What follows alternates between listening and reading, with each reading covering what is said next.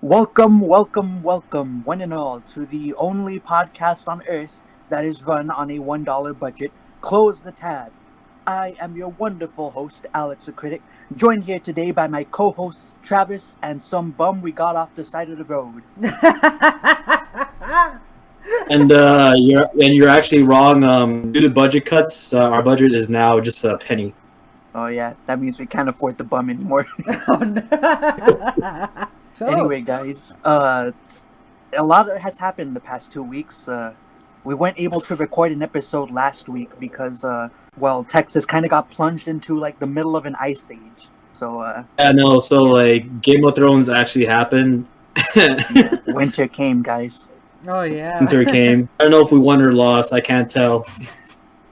I think we definitely lost. Yeah, we lost the war. Yeah, like what is it? The winter went all the way from the north all the way down to the south. And at some point, Texas was even like colder than Alaska. That was like really shocking, my guy. Oh yeah. Mm-hmm. And of course, throughout all of this, our fucking power went out. Well, actually, not me because I'm privileged. Well, yeah, but forget you. 99% of everyone You don't else. count. You're going against my narrative. We're the 1%. We're the 1%. So yeah, thousands of people in Texas lost power because CPS and ERCOT don't know how to manage power grids, and we apparently never came up with a backup plan for what to do when the weather gets crazy, which you would think, being smart human beings, would have thought of one, but I digress. Anyway, what was it like for you guys, not counting Travis, when you had lost power? Oh my goodness. Okay, so since I seem to be the only other person who lost power as well, what is it? Well, you were homeless, so Yeah. you are a bum off the side of the street. So it couldn't have been that easy for you. Can on fires no more. I keep trying to light a fire, but the wind keeps blowing it away. A little fire, but it turned into ice. I don't understand. We only have so much fish oil, guys. No, but that was actually crazy though, because I remember I saw a picture. It showed a water tower, and there was there was ice or something that was built up next to it.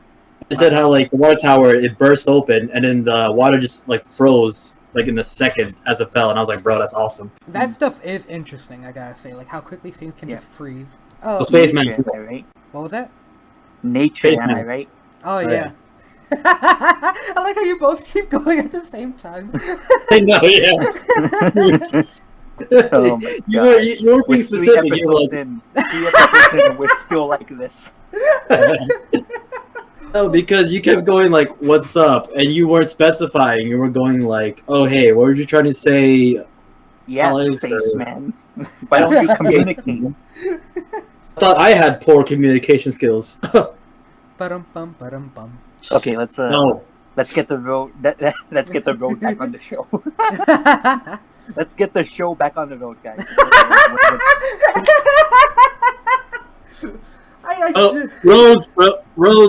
Roads, let's show go. You can tell we all failed English class. Mission failed. We'll get them next time. No, Let's go. Let's go. Go, Spaceman, go. We're losing our Spaceman. audience here. Oh no! Spaceman, you will not get your half taking cent. a plunge, spaceman. Will not get half your cent if you don't. If you don't shut up and go. We're not giving you the soda we watered down if you don't go. Exactly. No, anyway, where was I? Oh, okay, so... Okay, we're done here. Moving on. Damn it, I was gonna say... In this case, Travis, why don't you go first? Oh, okay, well... I should have, installed, a app that plays, a timer, that goes off. You mean a timer on your phone? Yeah. Because your phone already has a timer. Don't need to install an app for that. Does it? Yeah, if I believe you have, so. if you have a Just a reminder to everyone, I am a boomer, so I don't know how you're the technology same. works. Wait, aren't you the same age as me? Dun, Just a dun, reminder to everyone, dun. I am a boomer, so I don't know how technology works. Uh, But anyway, okay, since Spaceman is taking a long time, I had fun because I used to live in Alaska. So when I saw all of that, I was excited, my guy. Like I ran out there, bro. I was enjoying the snow. Then like at some point the snow like kind of stopped a bit. And so I went out for a walk. I walked for like about a good 3 hours. And like I walked to the Walmart just to check it out. Bro, there was a line. Went like all the way to the back of the Walmart. I'm like, damn, son. So I walked back home. Yeah, I enjoyed myself. Okay, Spaceman, go. Okay. So, what is it? The first days that all like the blackouts started happening, luckily for me, I had one day of like still power and water. But when the second day hit of like the whole entire event, all power and all water just stopped working.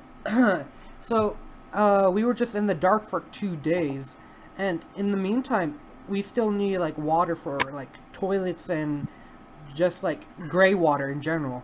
So what I did was well, I was mostly me who was actually doing it. Everyone else was just doing their own thing. But what I did, I went actually out to grab some snow and put in buckets in the house so it can melt over time. So then we can like put it in the toilet so we can flush. But after 2 days, my whole family, we agreed that yeah, probably should just not be here. So luckily for us, we had cousins that lived towards Canyon Lake. So they still had power and water over there. So we head over there, and as we got there, the next day, after like sleeping for the night, the next day there's like a news over there where their water just burst, and now it's going to take a bit of hours in order to repair their water supply. And it's just like, man, we just bring the curse up to them. But thankfully it didn't last long. It was just like a couple hours. And mostly we stayed for 3 days on with my cousins. After that, power and water returned back at our place. So we went back home basically, and that was the end of that like crazy adventure with all the snow and energy problems. But man, it's still crazy to think like how everything just fell apart so crazy. Yeah. I think you meant quickly, but we'll let that slide. Yeah. I was like, Man, I genuinely thought that this would be more interesting of a topic, but I guess well, not. I mean, like, we- if you want to involve politics, Yeah, then we can go all the way in there because like what is it? because can we talk Well, about well, hold on, I still didn't go. What the hell? anyway? Can we talk about how? Damn it! I'm the one who brought this podcast together. You're not cutting me off. Anyways, we lost power on like the second day, and for like a whole afternoon, my family was freaking out because my mom was like, "Oh no, all of the food in our fridge is gonna like spoil," and my dad was like, "Calm down, we can just put it outside and it'll be fine." And so we did that, and luckily our water still worked, so that wasn't an issue. But man, it was really fucking cold. Like like, for like 2 days, I had to just wear like sweatpants and like sweaters and all that shit just to keep from freezing to death. And we had to like put candles in all of our rooms. It was rough, man. And we didn't have any like, the only thing we had like as a source of power was like a tiny little like gasoline powered generator, and like those things are not built to keep an entire house afloat during crisis. So for the entire day, we were just like banking on the fact that this generator would sustain like a power strip that we would plug all our phones and TVs into, and like it made a lot of fucking noise. I was so scared like throughout the third day of the whole mess that the generator was gonna fucking explode and kill us all. But luckily that didn't happen. So you know, the power came back around, I want to say the fourth day, way late in the night. It was like 11 p.m. and I was the only one who was awake.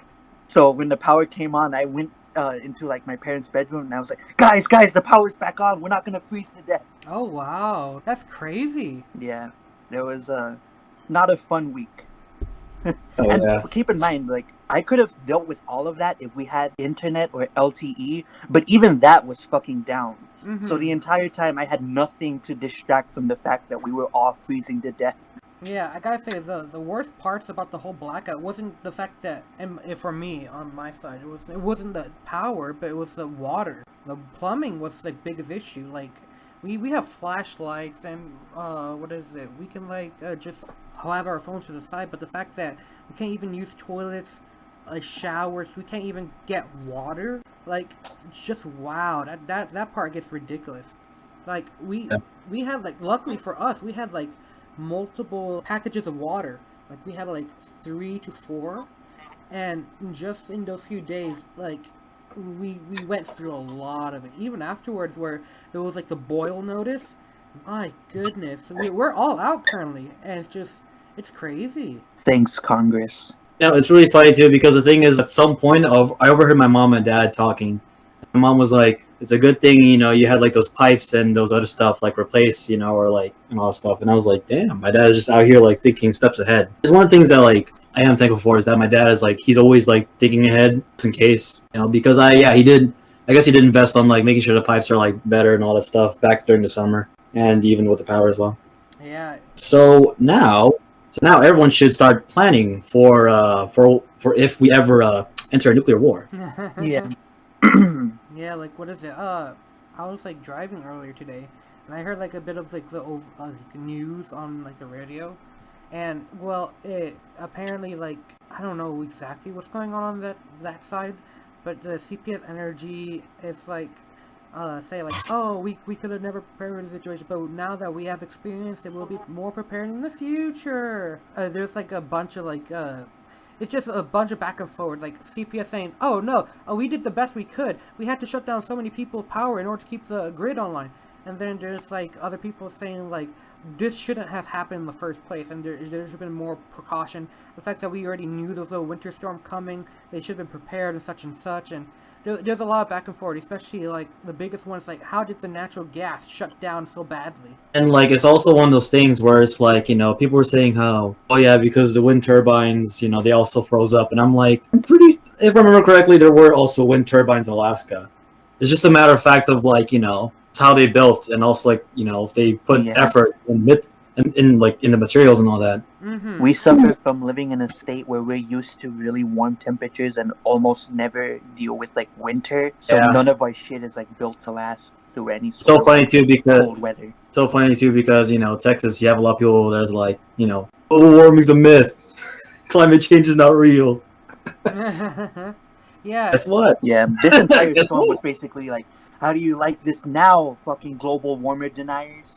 Yeah, like right? this is like the biggest evidence, because the fact that like a giant like vortex dip happened like in the middle of the United States, and then all the northern like cold air was like, hey, free real estate, and just went ham through the middle of the United States, through all the way to Mexico. This is the second time Spaceman snuck in a fucking meme while he was ranting. Honestly. Like the first time was when he was talking about Aromanga Sensei, and he fucking snuck in a Yankee with no brim joke. Yes, I remember that. I was editing the fucking episode. You're not slick. We let you have the first one. We're not letting you have the second one. Oh my gosh. We don't have enough in our budget. Oh, I don't know if it's just some fun fact about the whole weather situation as well. Turns out Okay. America's a giant funnel, which is hilarious. And that's why there's a lot of tornadoes that happen in America. Like, what is it? The left side and the right side are literally mountains. So where does the air go? Straight through. And that's why we have tornadoes. Well, at least in Oklahoma. At least we don't live there. Yeah, at least in Oklahoma. Yeah, because Oklahoma's like smack dab in the middle. Uh-huh. They're fucked. Yeah. Honestly, like people in Oklahoma are built differently because they still choose to live there. Well, you could say that about anyone who lives in like really wild. It's true. places. Like Florida, they're definitely like a different type of species. Yeah, they're not human. They're definitely- That's not America. That's like a separate country. Bro, to be honest, like, did any of you see like that post that one of our friends sent where it was like Florida woman grabbed the man's ball so hard that it started to bleed? Oh my Like, gosh. And bro, when she and bro, when you saw her mugshot, she was smiling the whole time. I was like, damn. Man, I love like scrolling through random headlines from Florida. Oh man. And then anyone saw about that thing with Ted Cruz? Oh Oh yeah, how he yeah. basically dipped during the He middle just of he the straight up crisis. dipped. I know I should have read a bit more, but I saw like one article that was like one of the I don't know who, but like one of the politicians, he said like fuck you to Cruz, and Ted Cruz, he replied with like, I wouldn't have done it, if I knew, but I just wanted what was best for my family. And I was like, dang, you don't think everyone else wanted what's best for the family, my guy? My gosh, yeah, that was so ridiculous Mm. because like if I don't know much about the whole situation with Ted Cruz. I just know he just dipped right before, like right during the whole situation of like the freezing of Texas. It's just crazy. Like, oh, like if that's true, what you say, where he's just like talking like, oh, well, I did what's best for my family. It's like, thousands, not thousands, but a ton of people died during like this winter stuff, and like even more people got in risk. Like one of the stories that I read was the fact that this mom, her daughter was in like basically life support, and they were like really low on batteries, so she had to actually go out and search for these specific batteries out like during the storm, and like it was like ice on the roads, and they had to be careful. And she was like basically tweeting this on Twitter, where it's like, this is ridiculous, why am I having to do this? Why do we not have power? Why do we have water? Why is like so many places just out of commission? And like housing are out of commission. While you like look around, there's businesses full of power. Yeah, like I saw a school that's empty that was still on. Like you could see the steam coming out of their ACs. Like, why is our houses not with that? It was so ridiculous. Where's our tax money going? And like I don't know if you guys saw like the news of KSAT 12, but they were like talking to one of the CPS people. It's like CPS is like saying, "Oh, we're doing our best. We're like I saw that. They literally, their explanation was like, well, fuck it, just deal with it. That's To be essentially honest, what they said.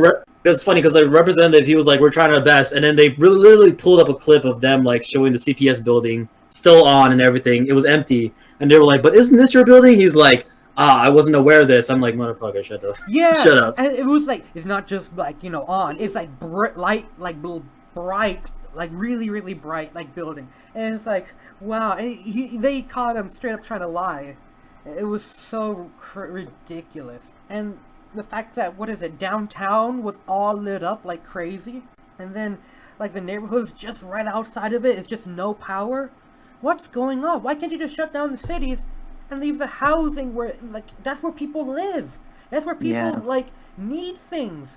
But they just shut down like people houses, forces them to go scavenge or whatever, and it's ridiculous because some people don't have the opportunity. They have to be stuck in their own houses where just where they're running out of food, water, and the ice like the ice covers the road, so driving is already a dangerous process by itself. Yeah.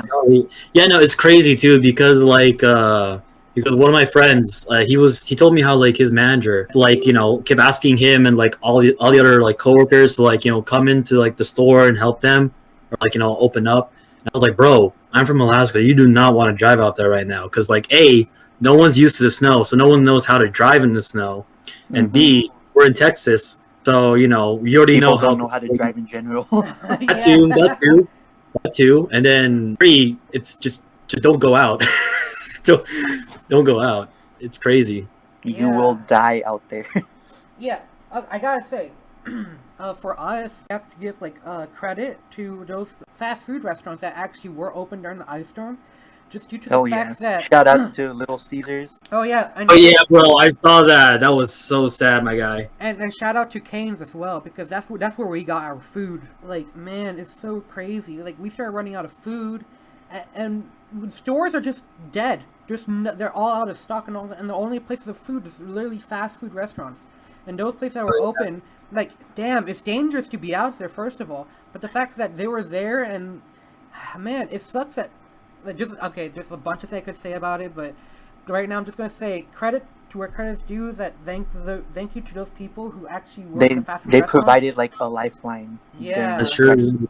Yeah, it's just crazy. I also read, and I don't know how true this is because it was in a YouTube comment, because I was like watching a bunch of like videos from political YouTubers covering the situation down here, and I was scrolling through the comments, and one person said that they were like a trucker and they had received orders from like their boss not to send supplies to the grocery stores down here. And I'm like, if that's true, why the fuck would you do that? That sounds like such a stupid decision. Wait, wait, wait, Like, wait, wait. What do you mean from that, though? Because I can see, like, I can be the devil advocate here, where it's like, it makes sense not to, because the roads are made of ice, basically. And if the truck I drivers suppose are... that's true, but like on the other hand, people need groceries. We need as many supplies here as possible. Well, Like yeah, this, like we were shut down. Like this entire city was like in a blackout. yeah. Okay. And like the supplies were already like really limited, so to just cut them off completely, I don't know. That seems really crazy to me. Okay, hear me out. It makes sense to me that they like tell them not to go because one, the truck drivers most likely are not used to snow if they are from warehouses to here. And then two, usually in an ice storm situation, you don't send people out because that means also people shouldn't be going to the stores in the first place. It's too dangerous. You'll be risking people's lives where I guess it's not like needed. I guess like it's a fucked if you do, fucked if you don't situation. That is very true, yeah. Because at the end of the day, we can bash at all the people that could have prevented, but the damage has already been done. Like at this point, they can just learn and just prepare for the next time. Yeah, I think that's the biggest takeaway from this is that we have to do better. Yeah. Yeah, we have to. If anything, I'll have to definitely put the blame not on the stores or the suppliers or anything, but the people who the people in charge. The people in charge of definitely the power and the plumbing situation. But then again, I heard that the plumbing situation was at fault due to the fact that there was no power. So without power, they couldn't really do their part. So I'm not sure. There was a trickle down effect. Once the Yeah. power went out, everything else kind of died. So I have put, for me, I have put the blame directly onto the people in power, the power energy area, and from what I know currently, CPS is definitely the main one of all Texas. Mm-hmm. So Well, CPS and ERCOT. Oh, Although okay. I think ERCOT's just like the regulatory board. I'll have to look that up. yeah, I don't know much information about that, but it's definitely I will put the blame on that. Was their failure to ensure that their energy system or the energy grid is resilient to who knows what. Yeah. I heard on the news that that's definitely one thing they were talking about is the resilience of the energy grid, being able to handle different conditions and still be able to supply places. Because I even heard hospitals were having troubles. That's crazy and ridiculous. That is insane because once the hospitals are gone, you fucked up. Yeah. Because in a sense, I could understand if they didn't prioritize neighborhoods. Like the fact that they didn't prioritize hospitals, at least I was like, bruh, wow. Yeah, what is it? One of my friends, their grandmother actually worked at a hospital as a nurse, and they were telling me that they were having water issues, almost on day 3, and it's just wow, because once the power people shuts down the power to the water area, that water doesn't just be controlled. That water goes to everyone, and once that goes down, you don't have control over it. It's just now the water is no longer going through the system. So it's oh shoot, no water. Uh-oh. So you can give places power, but without the water, you need that. That's not something you can just take away. And that should be the last thing with the hospital. Those things should be important to not lose energy, yet they shut them down. I don't know what they were thinking, but they straight up, okay, you don't need plumbing. What? That plumbing isn't just for toilets. It's for drinking water. It's for showers. It's for who knows, cleaning. Yeah. Sinks they can sanitize. It's like these people think that real life works exactly like The Sims, and they're like, yeah, if we just take out the power, everyone will be fine. Everyone will be fine. Just give them 10. Just give them 10 more days. Oh my gosh. Should be alive by then. If anything, they'll be stinky, hungry, and all that stuff. They'll be mad, but it'll be fine. It'll be fine. Yeah. All that was so ridiculous. And they decided to try and do that roaming blackout shit where they would cut off certain portions of the city's power at a time, and that was such a stupid idea that didn't work at all and was completely inconsistent. Okay, yeah, I definitely agree too. Okay, so quick question to you guys. Did you guys actually check out to see if their schedule was actually on their website or not? What CPS had a schedule thing in quotation on their website that was supposed to say what areas are going to be shut down for how long. I wasn't aware of that. I looked that up twice, but none of the map made any sense to me. You actually got a map. because my brother, he went like trying to like he clicked that link to find like the location or time or whatever. He could never. It was like when it opened, it would say page not found. Like it never existed. So That's funny. So on our side, we were like, they literally just bullshitted the schedule, just saying, yeah, there's a schedule, but then randomly start shutting down places for who knows how long. That's from our point of view. Like we couldn't find shit, and that's how ridiculous it was. Yeah, that sucks. Another thing that sucks is that I have to go real quick to take out the trash. Luckily, we aren't recording this live, but this would be really embarrassing for me. So. You know, yeah, it's just gonna be like that. There's just gonna be like that awkward like 10-minute silence between me and Spaceman. Ba-dum-bum, ba-dum-bum. The occasional that and me going fuck you. Is he gone? I think he just dipped. Now the 10 minute silence begins. Ba-dum-bum, ba-dum-bum. Also, Alex, don't edit this out. This should like be part of the podcast. It reminds me of like what is it when Jacksepticeye went to use the restroom but forgot to like stop his stream, so everyone just saw his chairs like worship the chair. That's funny. That reminds me of like every time Markiplier, he would like get out of his chair and just leave, and like he would make it to where like the camera just zooms in on a certain object, make it scary. Just horror every time he has to go or check on something, which I feel like always is scripted unless like someone actually pops in and is like, oh, cool. I don't know if you also heard, but was it Markiplier has been breaking his bones? Was it the most recent? Yeah, he broke his one of his bones on his foot recently. How and why? Well, basically he was walking his dog Chica, and you know those storm drains, right? On like the side of the road. Well, yeah. He was looking left and right, but he didn't look down. So as soon as he put his foot down into the road, it slipped right into the storm drain.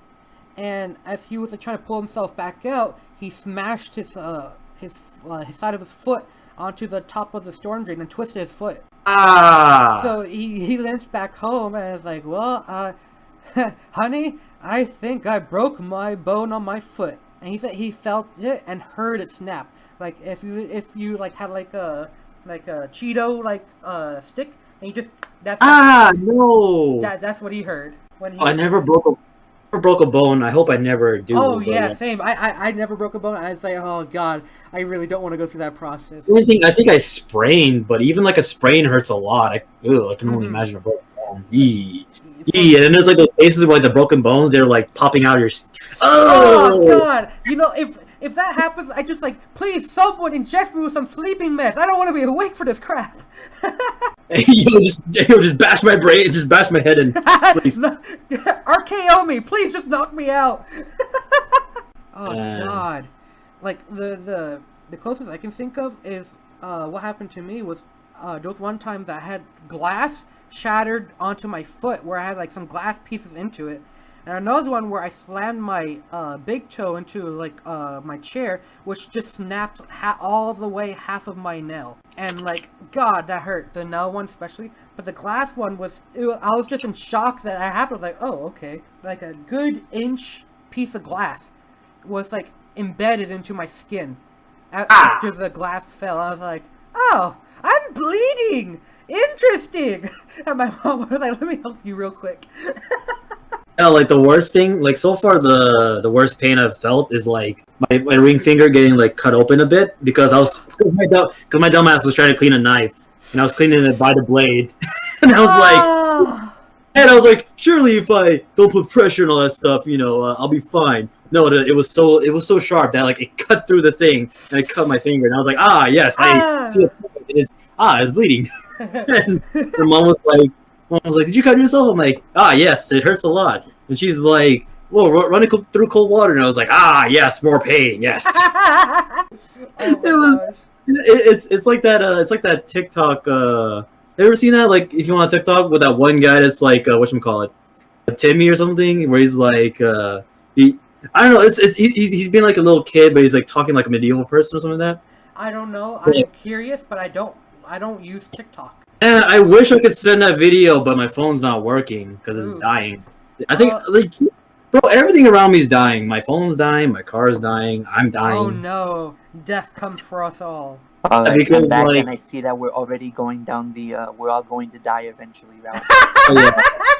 So here's a quick recap. We were talking about stuff, then we talked about broken bones, and now we talked about pain. Then I mentioned TikTok, so now we're on TikTok. Man, you are like the worst summarizer ever. Shut up. Shut up. When it comes to workplace accidents, I've had one with a box cutter. Ooh, so have I. So when it came to me, I was like opening a box and I had my hand placed in the wrong position.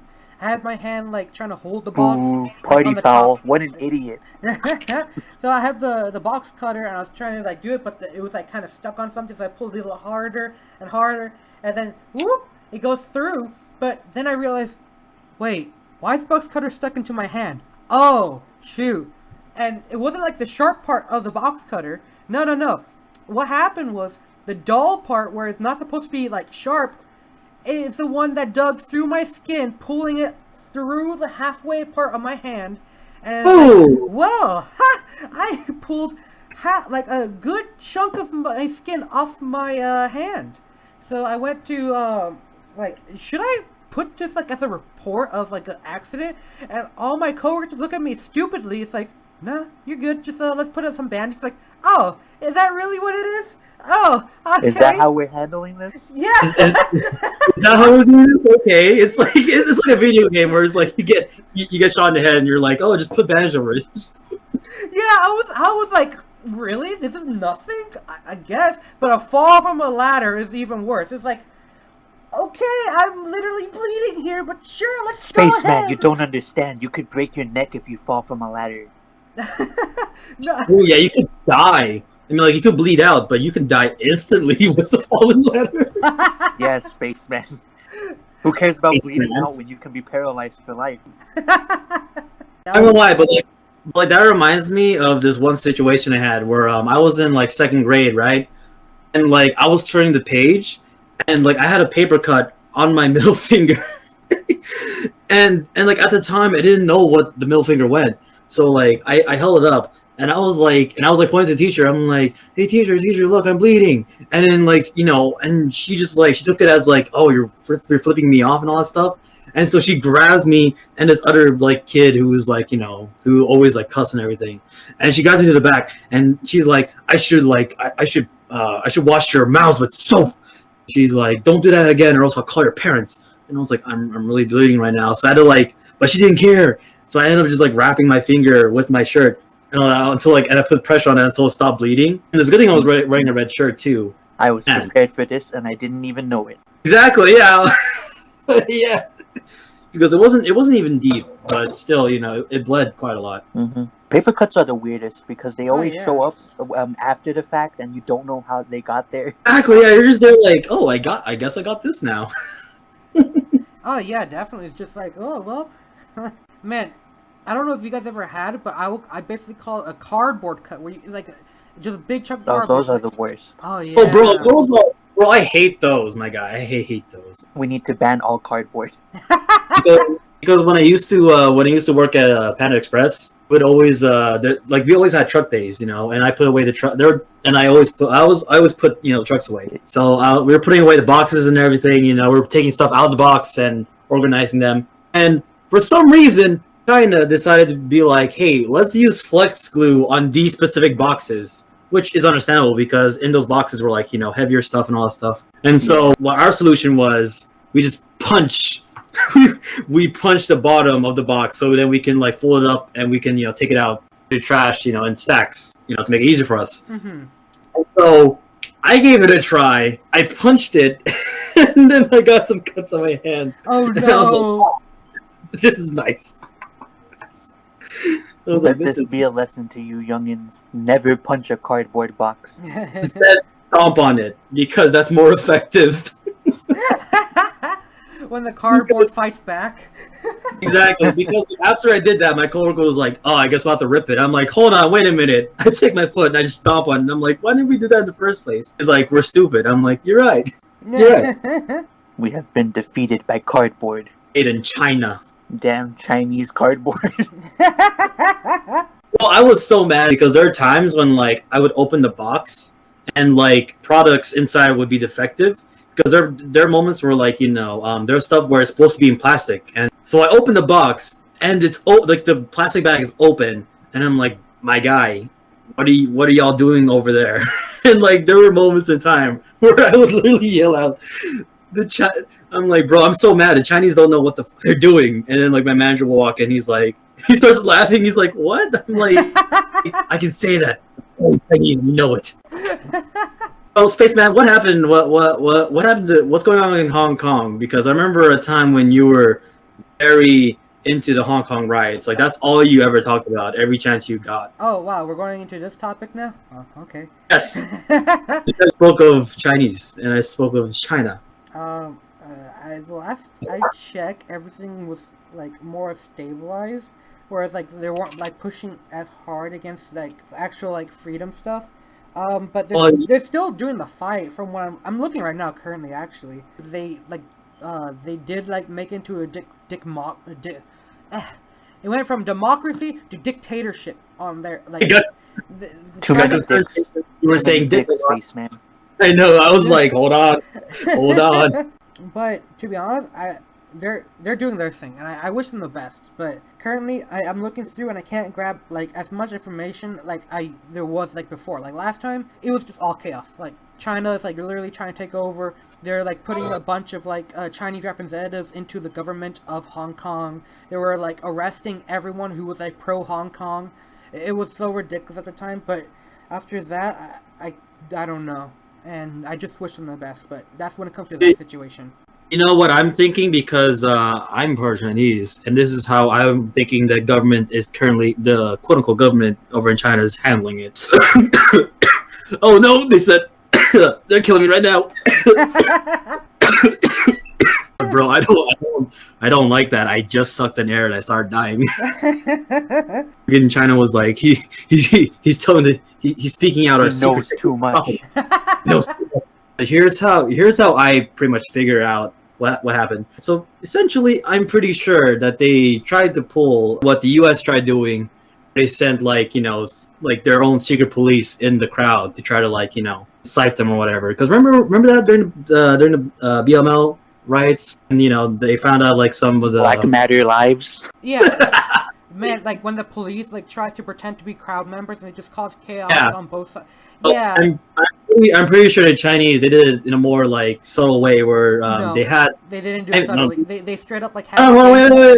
Wait. I'm pretty sure this is how it happened. So they had like their army of police, handling them in the front, and then they flanked them around with their secret police, and they drilled them one by one.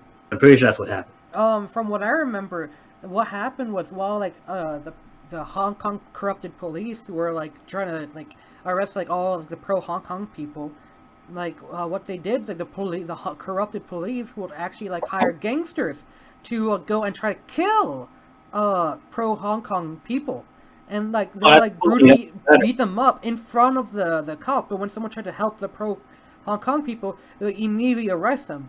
And it's crazy. Like just thinking back, like the corrupted police straight up try to raid all the schools, trying to arrest every like college student they could. And like I remember that too. My God, that was crazy. They were minding their own business, and they were like, "Yo, let me just get you real quick." Yeah. So then like the colleges became like fighting like fortresses in order to fight back the cops. Started making barricades, trebuchets that like launched like items that are on fire into the crowd of police. They literally like destroyed as many police vehicles they could until like eventually they won on their side. But still, it was like ridiculous. Like how crazy it was, the corruption was of like Chinese influence. I don't know why, but that sort of reminds me of like this one video I saw during the BLM riots, where these three guys were just sitting in a park bench. They were just minding their business, and all of a sudden the police come in and they start bashing and wailing on them. I'm like, my guys, they're just enjoying their night on a bench. I was like, dang. Bro, it's so crazy, like seeing like how people try to like make, oh yeah, America's great, we're totally different from all the others, but then like you see, then you see what happened in China, and then you see what happens in the US, and you're like, are they really that different? Yeah, America is nowhere near perfect. Like, it seriously Like I has remember, like a bunch of problems. I even saw like that one video where like this guy was chilling on his porch, and I believe it was the National Guard because they rolled up with a friggin' tank. They started pointing their guns at the person. They're like, "Sir, get in your house," and he was like, "I'm just on my porch." He's like, "Get in your," and they started like like you can hear them cock their guns, and I'm like, "My guys, what are you doing?" Yeah, it's ridiculous. Like, like, what is it? Especially like when they start having like that. I forgot what it's called, but power like hungry. Like when they have a higher power over other people, they become like, just turned into like a corrupted person. I don't forgot the term of it, but that stuff is just. Oh my gosh, it's Yeah, crazy. because the thing is, it's smart. Like it's smart that they use the National Guard because you can't really blame the soldiers because they're just following orders, and so they end up being like your scapegoats to a sense. If you're just like, oh yes, you have orders to shoot on sight and all that stuff. I don't know. I feel like they were just following orders as kind of like a shitty excuse for their behavior. Because you could make that same argument for the Nazi soldiers. Like, oh, they were just following orders. Like, at what point Yeah, but do you like? yeah, but here's No, here's I the guess thing though, it's because bad faith to compare them to the Nazis because it's not like they were. it really killing is though, people, so I'm not because gonna- you're the Nazis. Yeah. yeah. But for some reason, America has patriotic Nazis. Like, if we're comparing like the U.S. soldiers to Nazi soldiers, there's like a little bit of difference where it comes to the fact that Nazi soldiers were forced into the army. Like if they didn't, they'll just get shot or put into work camps or something like that. And here in America, if you just deny your orders, you have more freedom to just leave. And that's like where the biggest issue comes in. It's like you could just say, no, I'm not going to do that, and they can't force you to do it. They can like fire you, but they can't like force you to do it against your will. It's just, oh my gosh. Yeah, I agree with you. Those soldiers, they have a choice to like say no, I don't want to. Yeah, but here's the thing though, because like it's just one of those things where it's damned if you do, damned if you don't. Because Yeah. like if you go against, then you'll end up like being like like most likely dishonorably discharged, or like maybe even like I don't know, maybe like stuff like that, dishonorable discharge. Let's say that, and if you get dishonorable discharge, and if you ever like try to get a job, and like someone's like, oh, you used to be in the military, they could literally like look it up and be like, you were dishonorably discharged, and in a sense those ruin your chances because for some reason people are like that, where it's like, oh, you did this, we're not even gonna let you explain yourself, you're done, But and it just then again, sucks though. Yeah, but then again, it's like, would you rather be dishonorably discharged or be known that you shot or like hurt like some innocent people? It's true. I would rather be dishonorably charged rather than to like have that consciousness of shit. I shot a rubber bullet and went through someone's eye, and now they're bleeding like a ton. But also here's the thing though. So like, what if you have a family to provide? What would you do then? That's where it gets Really? complicated. Yeah. Yeah, it So really gets really complicated, my guy. So like I've had to do like a bunch of last second house chores because my family's really bad at planning shit out. So I missed the last couple minutes of this conversation. What are we talking about here? So,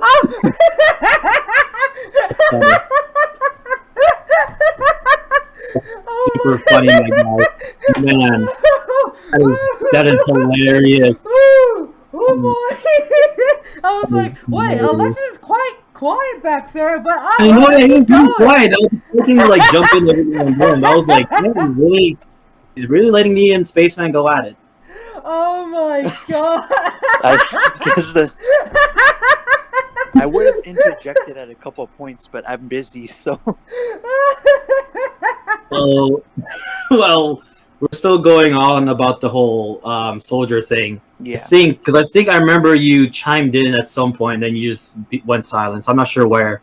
I basically gave Spaceman, because he was saying how like you could just like, because I mentioned like how if a soldier goes against his orders, then I think I definitely know the worst thing that can happen is like he gets dishonorably discharged. That stays on your record. The thing is, if you ever try to get a job, people will like look up that record and see like, oh, you were dishonorably discharged and all that stuff. They wouldn't give you like a chance. They would just like be like, you're done. We're done here. And so kind of like how like convicted felons are like Exactly. It's really difficult for them to find work. Yeah, exactly. That's And so Spaceman here, he said like how he'd rather be dishonorably discharged than to stick to orders. And so I told him, well, what would happen if you had a family to provide, which is the case of most of those soldiers. And since Alexis jumped brought up the idea of like convicted criminals and also like was it dishonorable people, they can't like find jobs. That's I have a I don't know if we like okay let's just. Do you want to like, because I think if we're gonna get into like these sorts of discussions, we should be a little like clear about where we stand politically. That's true. We Yeah. don't try to like.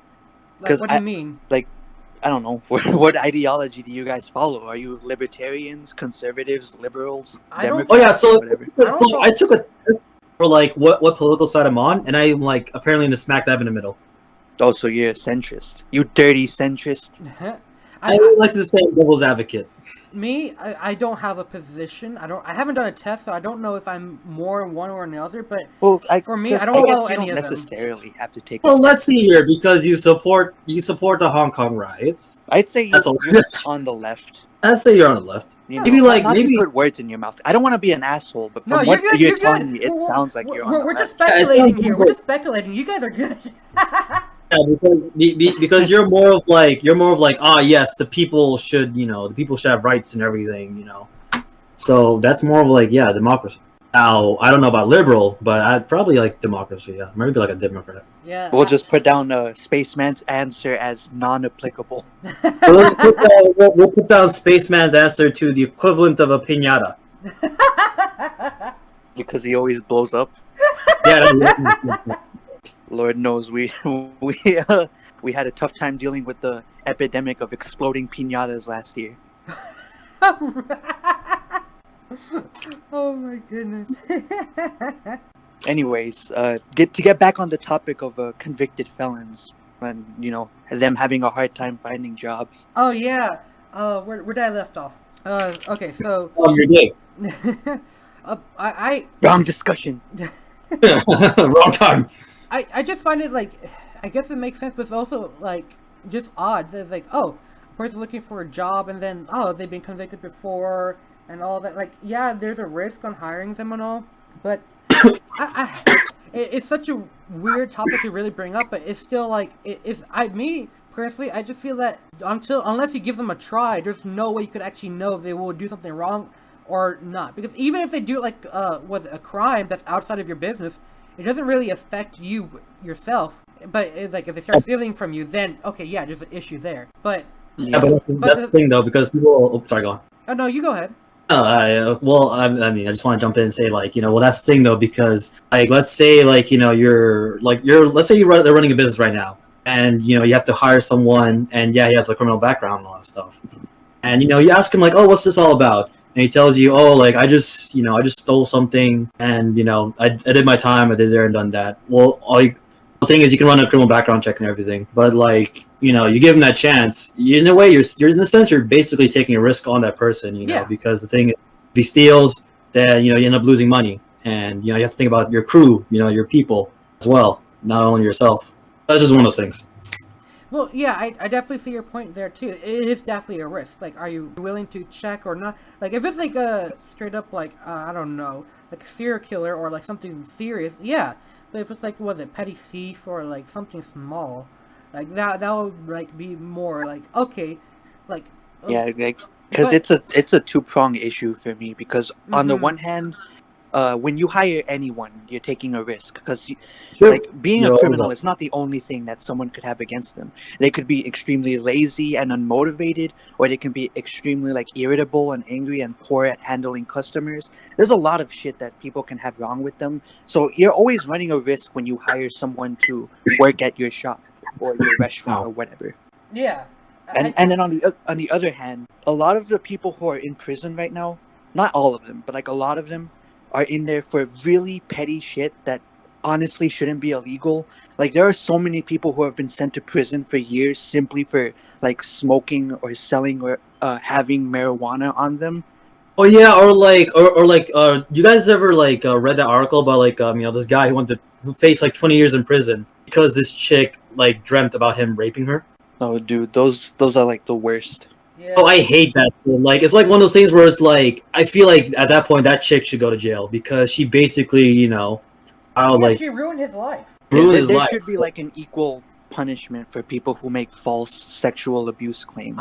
You know what? I agree. Like, okay, if you're putting like that, like if you're putting like something fake, like whatever to that person, if it turns out you're lying, you should get that punishment in return. Like that's what I feel like. It's like, oh, you're trying to frame this person for like an eye for an eye, basically. It's like, oh, you're trying to frame this person for let's say committing like a large theft kind of thing.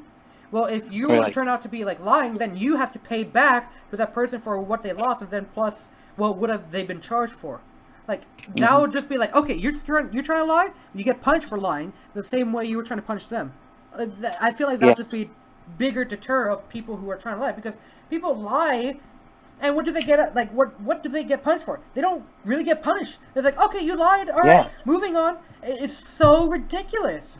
You make a false claim, and like as soon as they get found out, nothing really happens to them. Like that fucking journalist who wrote that Rolling Stone article, the rape on campus about the UVA like rape allegations. People found out that her entire story was a lie, and nothing happened to her afterwards. And she just ruined like what is it? A lot of like rate like popularity to that person just due to like a false claim. And it's like, there should be repercussions to that. And another one is like where you do like, what's it? I know for YouTubers, they have to do like courts when it's like supposed to be like copyright claims and all that. But they waste so much time and money trying to fight the claims, and then in the end, the company's like, oh yeah, how about we just don't have this because you're right, and I'm just gonna stop putting copyright on you. And the companies don't get like they don't pay anything. They don't get like for like trying to mess up the YouTuber job. It's so ridiculous. That was a battle YouTubers lost a long time ago.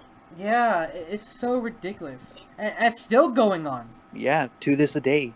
I'd say it's gotten even worse, because now YouTubers can't even fucking curse anymore without getting demonetized. It's ridiculous. Like, one day YouTube will fall, but till another website can take YouTube's place or fight equal to it, I don't know. And especially with the fact that YouTube is considered like underneath the monopoly of Google, I don't know. It's Google can afford to run YouTube at a loss. Oh yeah, man, they definitely can. Yeah. So again, this is kind of why I'm against monopolies in any market. Like there should be healthy competition, like in each sphere of the economy. Yeah, like currently, we shouldn't just have one company running everything.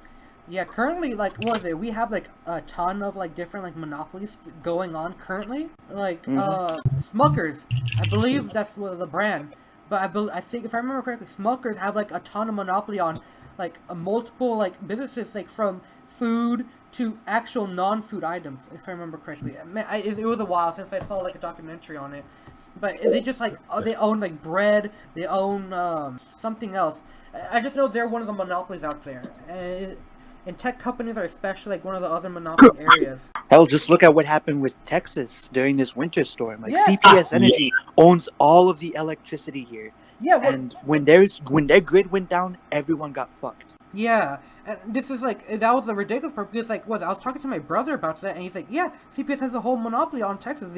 If you want to like actually have like a power company that actually wants to build here, you at least need millions or trillions of dollars. Because you have to build the whole grid on your own. It's not like a unified grid that you can do. No. You have to build your own grid on top of what CPS already has like established. And every building that's already been built or is only established to have CPS energy connected to it. You can't have if you want someone else, you have to build like a separate thing for that. And it's so ridiculous that there's no unified version of. There's no unification. There's no unified thing where it's like, oh yeah, if you want to plug it in, you can as long as you're a company. No, it's like okay, you want to plug into a house, you got to build your own thing because CPS thing is not like a unified thing for energy. No. And Texas is also not connected to the United States grid. So even if like Texas failed, they could have been supported by other states, but no, for some reason. Texas is independent with their own energy grid, which means that if they fall by themselves, and no other state can support them. Which is ridiculous. And why are we not connected to the United States grid and also have our own independent just in case? It's so ridiculous. All right, Spaceman, that was the one rant we will allow you to go on for this podcast. Sorry about that. Nice. I wanted to add on to Spaceman's point because we're kind of reaching a certain point here in America where it's getting increasingly difficult for people to come up with separate like businesses to compete with the monopolies that are already established here. Like it's like you would have to spend so much money and dedicate so many resources to coming up with an independent power grid for Texas, or to come up with a separate social media site from YouTube or Facebook or Twitter, Mm-hmm. that it's like not worth it for a lot of people, because a lot of people just don't have the money or the time to dedicate to building this shit. And then it's not the fact that you just build it, it's also you need to get people into it. It's like, okay, you build it, then you need people. In order to get people, you need to spend more money trying to promote your thing. And then as you spend more money trying to promote your thing, it is because you just have less money for your thing, and then it starts falling behind what's already a massive like monopoly corporation. And then it's just like a constant battle of like, okay, I need to play catch up infinitely. And then one day you'll just fall because the monopoly that I have billions of dollars in other things too, because I own multiple things. Which I want to go into another. I want to go into another rant, but I'll hold it for now. We can basically like the monopoly can basically like choke out its competitors and like kill them off completely. Yeah, and that's where I have like a complete like issue with, is the fact that monopolies for some reason has an ability to get other corporations that is not even close to their original company ideals. So okay, let's go. Kind of like how Disney bought Star Wars and Marvel, despite the fact that they have nothing to do with either of those companies. Well, no, okay. Well, to be honest. All right. Well, yeah, I was about to get to Disney, but I was going to not into like the Marvel because okay. Well, I was just providing like an example. Yeah. Like, just to kind of like for me, I would say okay. Let's go with the most simplistic term. Disney can buy other companies that are within the movie business, or like was it? Yeah, because they started as a movie thing, right? So Disney made movies. Yeah. So when it comes to movies, they can get that. But why do they own a news channel? Why do they own a sports channel? That's not that's not like cartoons or movies or anything. That's sports. Then that's news. Why do they own those like media? And then there's other things that I could like point out too, but I don't have much information on those things. But especially like when they have ESPN. And then I forgot is it Fox News that's under Disney? I don't think it's Fox News. I think it's ABC. Oh, okay. Because Disney has 21st Century Fox, but that's like the movie division. So I don't think that counts the news. I don't think they have the news either. But it'd be wild if they did, though. Imagine that. One company controlling both like the conservative and the liberal news outlets. That's like Orwellian. Bro, that's like, that's amazing. Wait, what? Hold on. Do we have wait, give me a chance to explain. Take his words out of context. Because don't you dare edit this out. Because me and Spaceman has been playing this game called Stellaris, which I think I've mentioned in the past, which is a super awesome like game where you have to like micromanage your empire in the universe. It's amazing. Like, just imagine like how much power you would have if you're able to control both sides of the political media, my guy, and then you control sports. Like, bro, at that point you have control over like the entire nation. Oh, that's amazing. But yeah, if it were me, like. It's just ridiculous that the monopolies can go outside of what they started out as. It's just like, that's so ridiculous. It's like, really? You're allowing this monopoly not to just have their thing, like their main thing, like, let's say Smuckers is like, jellies? It's ridiculous that they can go from jellies to marshmallows. Or from marshmallows to, I forgot the pastry boy, company. The one with, the dough guy, Pillsbury Doughboy? Yes, Pillsbury Dough. They own that business, if I remember correctly, unless they sold it off to someone else. But they had that business under their grasp one time. And it's like a jam company having all of Pillsbury dough. It's just like, why? Why is this possible? Why is this monopoly able to go and spread their arms all over the grocery aisles, and then even like elsewhere outside of the grocery aisles? It's so crazy and ridiculous that that's even possible, because that means they're not just choking out one sector, they're choking out multiple sectors, and they're getting profit from it. So their sector starts to fall off, like, they just like, okay, yeah, we're just going to continue going off with this other, like, areas. And it's like, this is not a video game where they can just grow as big as possible, but in real life, you need other companies in order to improve products. But if you don't have other companies, competition drives innovation, and I think that's what a lot of people forget. And monopolies provide stability. But the thing is, we don't need all the stability currently.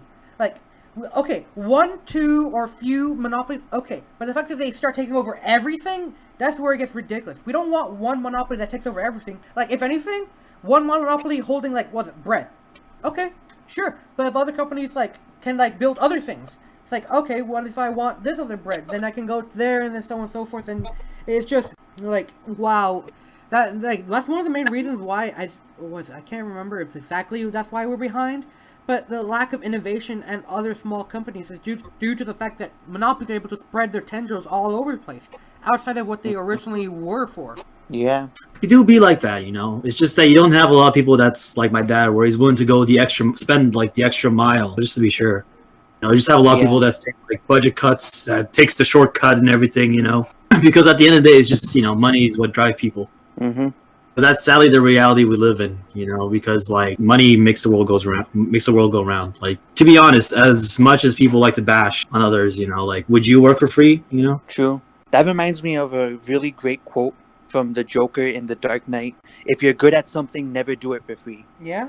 Yeah, because that's just true, you know, because, yeah, it's just how it is. Yeah, I'm not against capitalism or people doing things for money. I'm against monopolies. Yeah. I don't think companies should have direct control over any one area.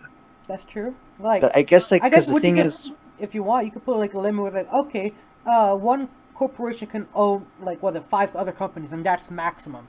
So you can never go above 5. It just sucks when our politicians are partially businessmen themselves. they've been like bought out by the corporations. It's really funny because my government professor, who's a, you know, former city manager of San Antonio, he told me how, like, you know, it really sucks too when like people who study the law and become lawyers, or like, you know, lawmakers, and then you have those lawmakers become politicians. Yeah, you're just like, damn. Yeah, it's just, wow, it's ridiculous.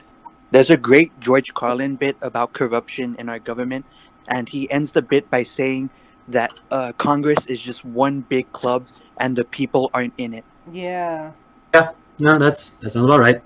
That sounds about right. A thing that a lot of people also like don't realize is that a lot of Americans kind of live paycheck to paycheck or at the poverty line. So they really don't have that much choice when it comes to how they spend their money, or how they move up in life, or how they start businesses or whatever. Yeah, and it's, oh my gosh, yeah, and it's also like how much they have to spend their time too. Either they work every day for the rest of their lives in order to survive, or and if they do that, they don't have time to vote. They don't have time to do other things, and it's just like, oh, why don't you just go out to vote? I'm sorry, but I have to work, and then once I get out of work, the voting polls are closed. It's so ridiculous. Or like, I think it might be branching off a bit, but like sometimes it makes me think, because like, you know, I'm pretty sure I already told you guys how like I used to work at a Japanese restaurant that's run by Chinese people. Like, I was bashed on the owners because, you know, like, they had me working 6 days a week, sometimes even 7 days a week on my one day off when they really need me. And I'd be there from like opening to closing. So like let's say from like 9 a.m. until like midnight sometimes. And I wasn't getting paid overtime. And basically I was working like 9 an hour, you know. And there are times when like I would be serving and they would pay their servers $2.50 an hour. So like basically the servers would have to, like, you know, they'd have to live off their tips, you know, whether or not they get good tips or bad tips. And what was even more scummier was the fact that our owners, they did like this whole house fee where they, you know, they would take like, you know, some of the tips, you know, like a good chunk of the tips. Like I think it was like 15%, I don't know, but it was still, you know, a good chunk. But like it made me think sometimes, because like, you know, the owners, they're basically there every day too. And they were there from opening to closing as well. And they had to handle a lot of things that, like, you know, as much as I thought it was a lot, was probably like even more for them. It's one of those things where it's like, it's really hard to like bash on people, because, you know, at the times people are just doing what they can. You know, they're just trying their best. That's the thing with business too, is that, like, you know, you're taking the risk of opening up a business and like you don't know how it's going to go, because you can give it your all. Then there's like times when you're just not going well. and you don't know what to do. Like, not everything that you try to do in life is going to succeed. Exactly. Mm-hmm. Man, this has been a really depressing discussion. Oh, I mean, life is filled with those. Surprisingly, even though like people are just like, "You're not depressed, you're just sad." Well, I'm just really sad then, aren't I? Surprise, surprise. I especially love those people that are like, "Fake it until you make it." Ah, yes. Surely after 16 years of faking to be happy, I finally learned how to be happy, right? Yeah. Dang, I'm sorry, we got all meta and depressed there. We gotta switch to a slightly less depressing topic now. Okay, Disney. Oops. Roll the Pixar. wheel of ideas. Spaceman, you suck. And the Babies? wheel lands on, Everyone back to Spaceman. and then it says Muslim concentration camps, and you're like, shit. And it's so funny that we still have those. Yeah, Wait, really? in China. Oh, yeah. No, that makes sense. I was like, in America? What? Are you kidding me? Well, Yeah. I guess people could argue that the border cages sort of count. Oh, yeah. I don't know if you guys Well, hear- people can Well, argue about that. actually, all right. Well, speaking about the border, there's still like a ton of people on one side, and they have like cities and all that. Did you guys realize that on the American side of the border, there's like no cities or anything? Like from what I learned from my dad, apparently there used to be like a bunch of people who lived on that American side of the border, but they were all kicked out because they were natives, so they were like forced into out away basically. I was like, Yeah, that sounds about American. Yeah. yeah. they're just like, oh, you were here first. Nah, we own this now. Yeah, and now it's just a desert, which is like there used to be actual people who live there, and now they're just gone, which is That's just so crazy. Because like on the Mexico side of the things, there's still people who like have cities and businesses at the border. On the American side, no, it's just desert. It's crazy. I just learned that recently, so that's just like new news for me. Yeah, it really be like that. America's so great, guys. We're number one. We're number one. So, everyone it should be like that everyone chant pull from up that Monsters one University. scene from Rocky 2 with Apollo Creed pulling up in the ring, blasting that one music. Living in America. Damn, I would have sung the rest of that song, but I don't know any of the other lyrics. Oh, me too. Yeah, that's like the one part I know, and that's it. I know. I think most of the song is instrumental. It's just living in America, and it's just all you hear is like just horns or like trumpets blasting. Trombone, bassman, bring out the trombone. He's like, I only got a trumpet. Damn you, spaceman! You're Damn supposed you, to be spaceman.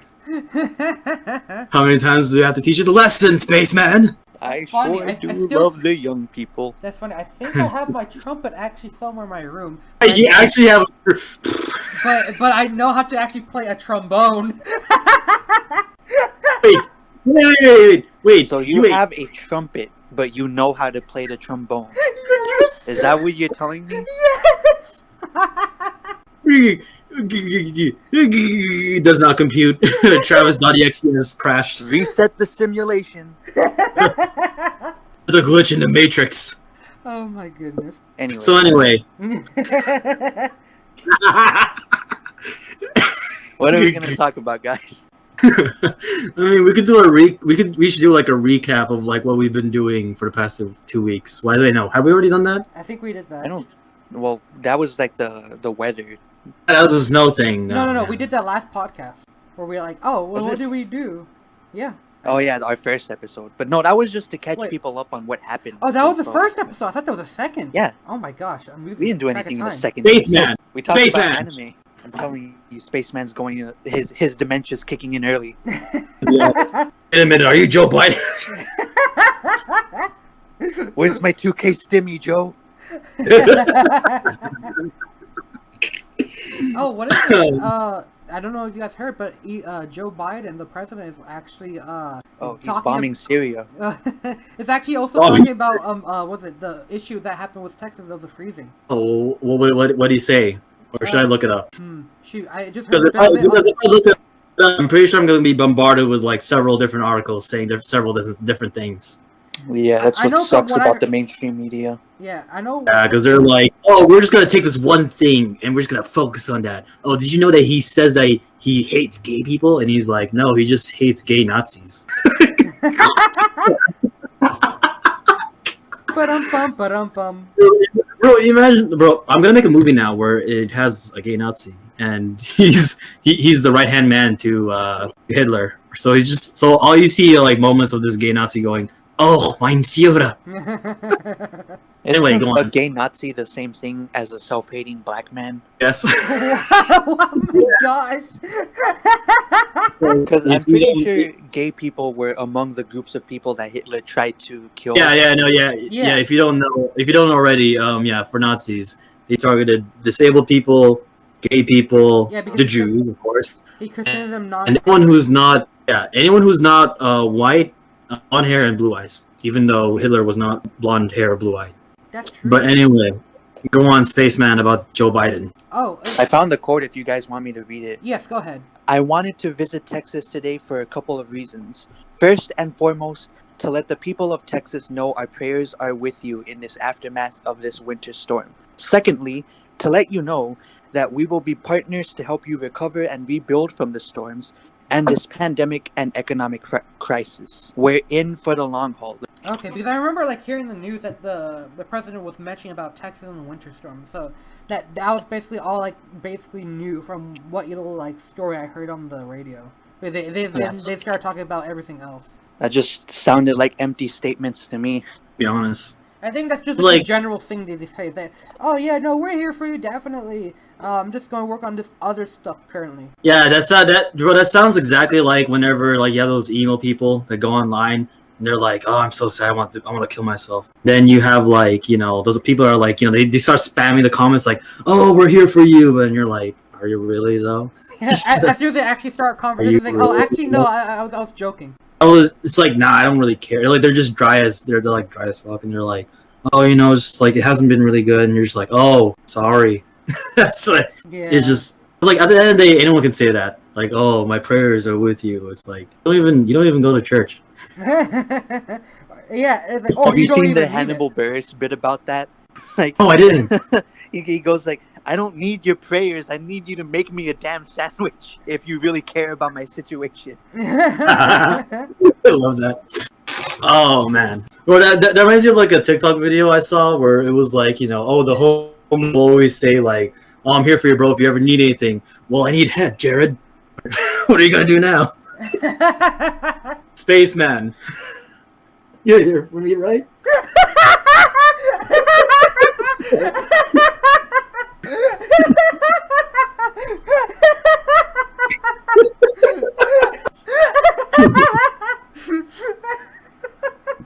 Oh man. Anyway, I didn't mention I was watching some anime. So now it's my time to shine with some anime news. Don. Let's see here. So I ended up finishing that one anime I mentioned. Like it's like You Love Your Mom and her 2 multi-hit targets or something like that. Target attacks. Is Very that part of whack. the title or is that part of the plot? Both. Oh, okay.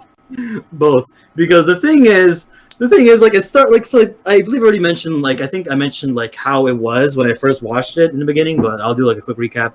So this dude and his mom get sucked into a game, and the game's like premise is to get like the mom and her kid, to be more closer together. And in the beginning, he was already like being like a bit dickish with his mom, He was like, "Oh, you're embarrassing me" and everything. But I noticed how like as we progress in the anime, like he was becoming more like comfortable with his mom. He's becoming more nice to her and all that stuff. And the thing is, like at the end too, they kind of subtly like did a thing where it's like, oh yes, the character finally loves his mom, but it's like not in that way, Because like there was like a point in time where I think like he like held her hand and everything, and he started like blushing. And I was like, you don't. This is not how I'd react with my mom. Oh no. And the thing is, there's like an episode after the finale because it's supposed to be like I think an OVA or something like. And it's the beach episode, and we already know how the beach episodes go, Always the beach episodes. Oh no. So in this beach episode, they started off with the MC. Like, I don't know if I should spoil it or not. Okay, look, spoiler. How many people out there are actually watching this series to care about spoilers? It's true.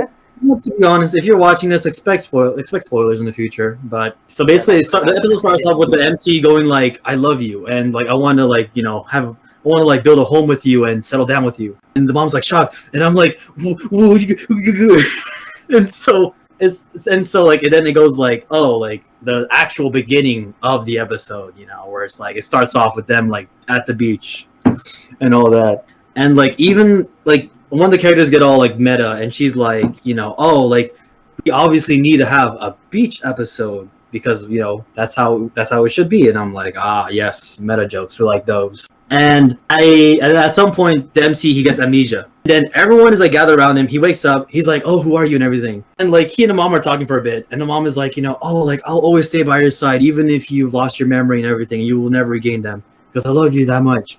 And the character, he's like love struck. He's like, "Why are you so familiar with me?" And she goes, "Because you're the most important person in my life." And I'm like, "Oh, this is if I got amnesia and my mom was talking to me, I'm pretty sure she'd be like, because I'm your mom, dumbass." But no, she goes, because you're the most important person in my life. And like, let's say the game programmer or whatever, one of the game administrators, they're just there and they're like, this is very interesting. I wonder how this will go, And so throughout the entire episode, basically like all the subtlety between like, the mom having feelings for the son, or like the son having feelings for the mom and everything, they just threw them out the window and started going like, hey, why don't we just turn this to a straight up Erky, and put some loot on there? And that's basically it.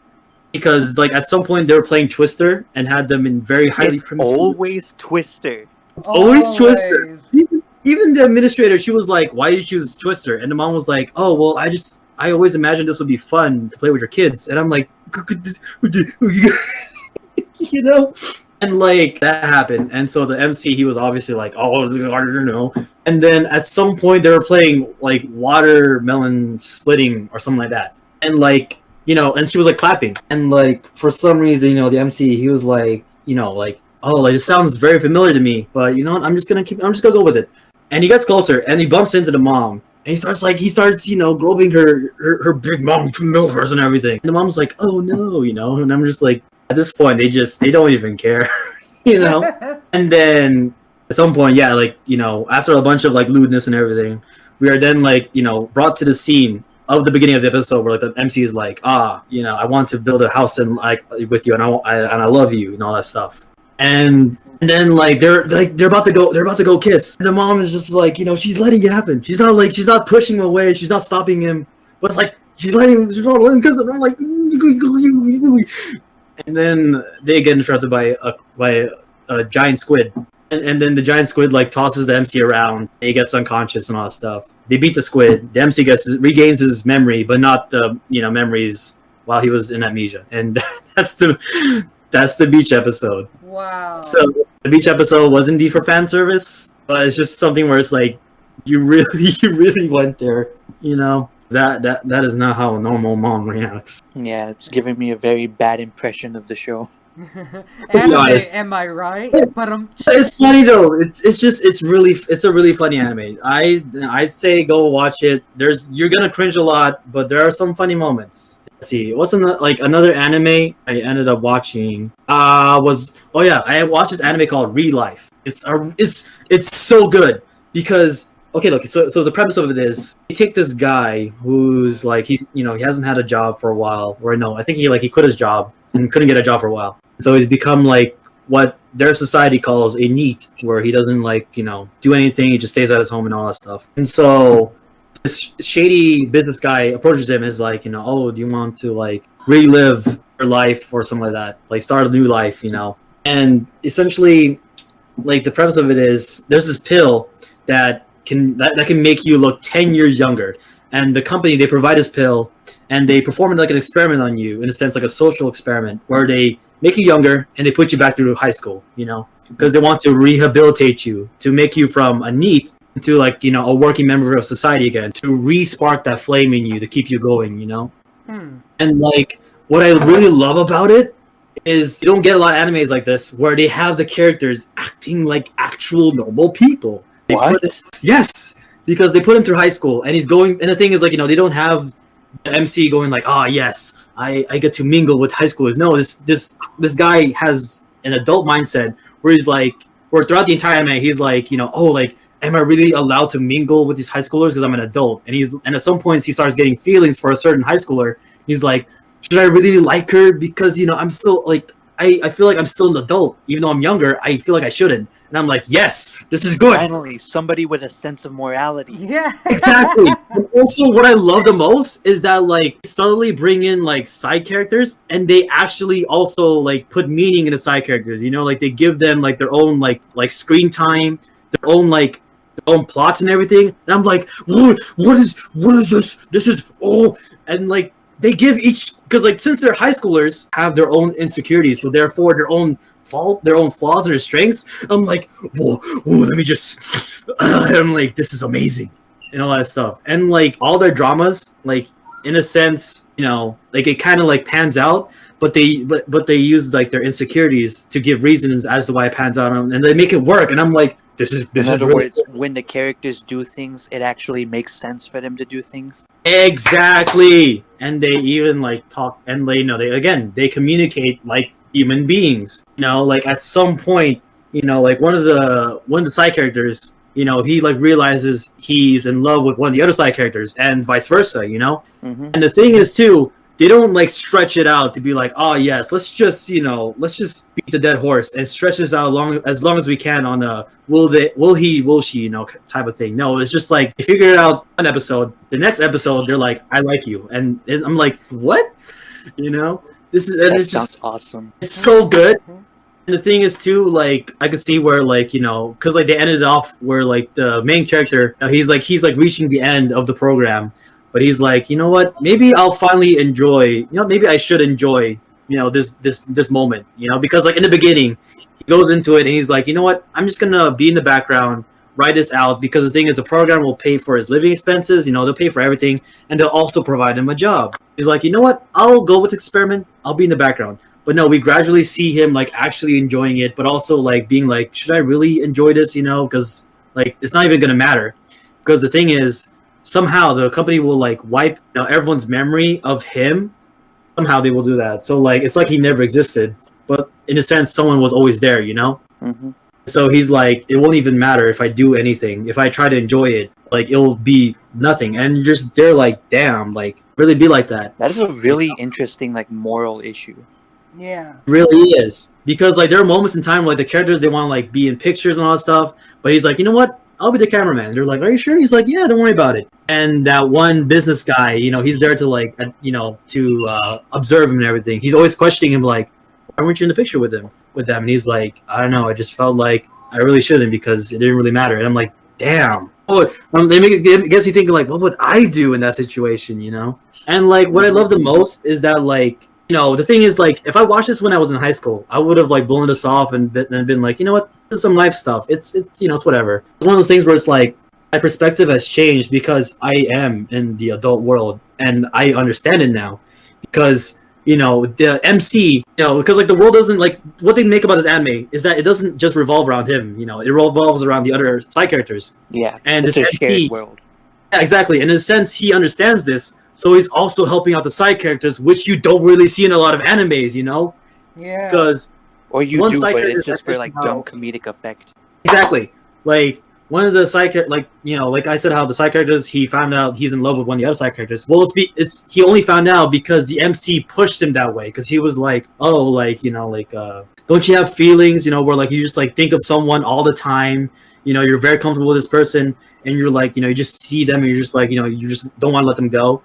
And like the side character starts thinking about this, and that's when he starts realizing, oh yeah, I do love her, and I'm like, you don't see this a lot, where like the MC becomes the homie for the homie, Because you always have that one side character that's like, I'm always here for you, bro. Like, I will be your wingman. But it's like, no, it should be, two things. And I mentioned how like it ends off with him, enjoying, like he's like, maybe I should finally enjoy this. But no, they came out with OVAs, and you could tell that like they didn't really put a lot of effort in it because like all of the proud characters, they're just blanks, and everyone's like always bashing on them for that. Like every comment I see on every of the OVAs, they're like, oh yes, they use up all their budget on the last season and all that stuff. And I'm like, my guy, as long as the main characters, even the side characters, as long as they're As long as we can still see them, I'm good. I don't really care, you know, because all I want to know is about them, and that's what they did. The OVA, it continues on about like the ending, and it gives us a final true ending,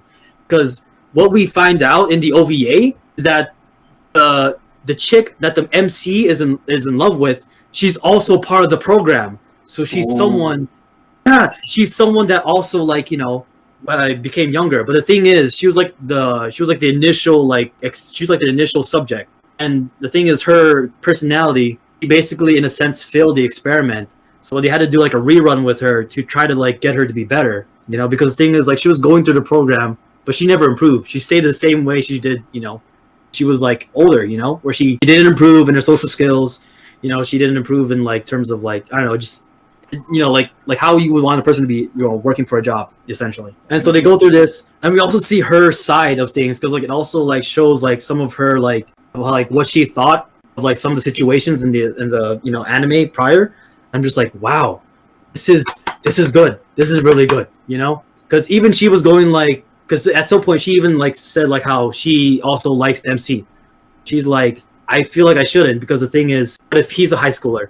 And she's like super smart, because he's like the MC, he acts way too adult like, so I think he's part of the program. So she goes through the observer and she asks him, and the observer's like, well, I can't really say if he is or not, because if I say yes, then that means we'll have to end the experiment here, and you know, you both will like no longer be associated with us. She's like, fuck, you know. And so she's just going off of the fact that maybe he is. The thing is though, like, you know, we also, yeah, we see her side of things, you know, how she's also going through it. And so it ends off at the end, you know, they both like basically are done with the experiment. You know, they improved because the MC helped the love, you know, the love interest also improve. We don't see that a lot either, where like, you know, people improve because of the MC. And then we basically, you know, we see them both grown up. And the thing is, with their memories wiped, they don't really know each other. Then like by fate, they meet each other at like a business meeting or something, at a business outing. They give each other like their names, and suddenly like, you know, they give them like flashbacks, because like they're just saying these things about fireworks, you know. And it's just so amazing, because I just love that. Like it ends off with them meeting each other and them falling in love with it again, and I'm just like, this is perfect. You don't get a lot of anime like this, you know. They end off on a happy ending. Yeah, they did, because you know, in the anime ending, you're just like, maybe things turned out well for it, you know. But then the OVA, they confirmed it. I don't care, because people are like, OVA, you know, it's just a side thing. But I'm like, no, this is it. This is how it should be. It was so good, such a good anime. I give it the world out of 10. Is this related in any way to ReZero? No. Okay, No, they're just similarly named. They're just similarly named. Interesting. Yeah, but another anime, I guess I'll end it off after this anime, because I watched a lot, but this one also gave a lot of thought to me as well, because it's called Outbreak Company. And basically in this anime, Japan, the Japanese government somehow found a portal to like another world. It's more primitive, you know, where they still have like kingdoms and all that stuff, but they have magic, you know? Ooh, the Middle Ages. Yeah, they're the Middle Ages. And so Japanese government, they decided to take this one guy who's a freaking weeb, and they want him to spread otaku culture into the anime. I mean, into the medieval, you know, kingdom world. And so that's what he basically does. He tries to do that. And essentially, you know, he's like, you see him like going through this, you know, and you also see the medieval people, you know, also progressing with the otaku culture now embedded in them, you know, because they're learning Japanese, and, you know, they're learning a lot about anime, about mangas, all that stuff, you know. And it's also very funny, you know, but it has its moments, because it tackles on the stuff like, you know, whatchamacallit, like class, what's the thing? It's like, I don't know how to describe it. It's like, you know, different like classes, you know, like you have the lower class, obviously, then you have the middle class, you know, what we have in America. Oh, you're talking about economically. Well, not exactly economic, but also socially, you know. Oh, okay. Like because they tackle all, in a sense, yeah. Because the MC, he has a maid, and she's like a half elf, half human, and those kind of people are definitely looked down upon. You know, they're seen as definitely as trash. And so the MC, he's like really super nice to the maid, you know. At some point, the queen herself starts interacting with the MC, and you see the queen, you know, she starts treating the made as as shitty and everything, and she's about to like beat her up and all that stuff. And the MC stops her, and like it gives the thought to those things because like at some point we had something like that, and to some extent we still have something like that, where it's like we still treat certain types of people really badly, and it makes you think, and whatchamacallit, later find out that turns out it was being used for really bad purposes, as you can tell, because government, and the government's really shady and evil and bad, because you start seeing how otaku culture starts affecting even the children, because you see the kids not they don't want to do their chores, they don't want to help out anymore, they just want to stay in their house, watch anime, read manga, play games, and even the MC is starting to like see this, and he's like, maybe otaku culture isn't what's best for these people actually. And then the Japanese government, they're like, oh, now we gotta get, if you don't, that's like our main goal in the first place. We want to invade these people. We want to we want them to be reliable to us, and they can like our servants or something. Because at some point they just start limiting their supplies that they're giving the MC. Like they start limiting the amount of manga he's getting, the games and all that stuff. And it ends off on a really good note though, because the MC, he uses his big brain, and he's like, what if the kingdom makes their own manga, their own anime, and they break off from having to rely on the Japanese government. And of course the Japanese government tries to assassinate him, and but yeah, it just ends off on a good note. But it's one of those anime where like I thought that it's just another like isekai anime with like some lewdness, some eki or something, I don't know, whatever. It's it's whatever. But then like I saw like all the 5 stars, and I'm like, maybe I'll give it a shot. The second episode definitely tied me in, and I'm like, this is nice. This is really nice. This is what Sword Art Online should have been. Honestly. And I know I said I was going to end it off there, but this is the last anime that I watched recently. Well, actually, I rewatched it because I watched it in the past. But it's called A Centaur's Life. And I've heard of that one. it's a really interesting anime because it's one of those things where it's like us regular humans don't exist. Instead, what exists are like animal-human hybrids, where you have like centaurs, like I said. You have like people with like angel wings, and people with wings, and you have all types of other people, right? And it's really interesting too, because the thing is like it does this whole world building, and a lot of people like they don't really see that, a lot of the viewers. So like you see like a lot of comments complaining like, why are we seeing this, or why are we seeing that? Like I want to go back to like seeing my centaur waifu. And I will say hold on, she is really cute, she is definitely a waifu.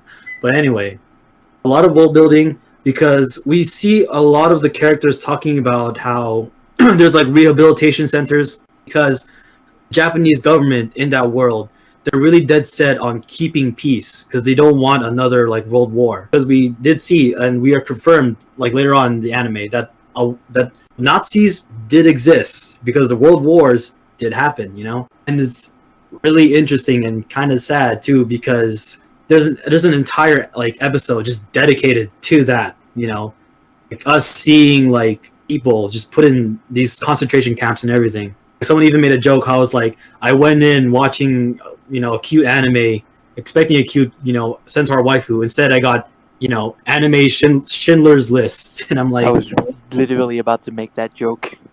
yeah. It's such an interesting thing too, because the thing is like, what this anime made me think about a lot was like this is in a sense is like how can I explain this? Because like I said, the Japanese government, they're definitely dead set on wanting peace, that they're so focused on like having these agents inside the schools monitoring the teachers, making sure that there's no biasm, there's no like sense of racism, like speciesism, They don't want none of that. So like you just like, it was really funny because at some point there's like the snake person that shows up, and they're super rare. They only live in Antarctica, but she's there because she requested it and she wanted to be in a school, like a normal school. And so at some point, one of the side characters, they playfully like hit the snake person on the head, but it wasn't even like enough to hurt them. It was just like to be playful. But then like all you see is like these like different people taking out guns. Like you see this one guy popping off on a roof, and this one business guy taking out like a a weapon, like a pistol with a silencer. And I'm like, that's insane, my guy. Like just crazy, because like imagine how that would be implemented here. in America, because racism is still a thing, and how we still have Nazis. So just imagine if our government put that much effort in trying to keep peace, that they would go as far as having secret police, or just have them 24/7, just going around town, making sure no one's being a racist, no one's being this and that, no one's it's crazy. I don't know. That sounds a little messed up to me. In a sense, it is, because it's forcing them, because you do see the characters, they're like, oh, you might mind what you say because you don't want to you don't want to end up in a rehabilitation center, and I'm like, oof.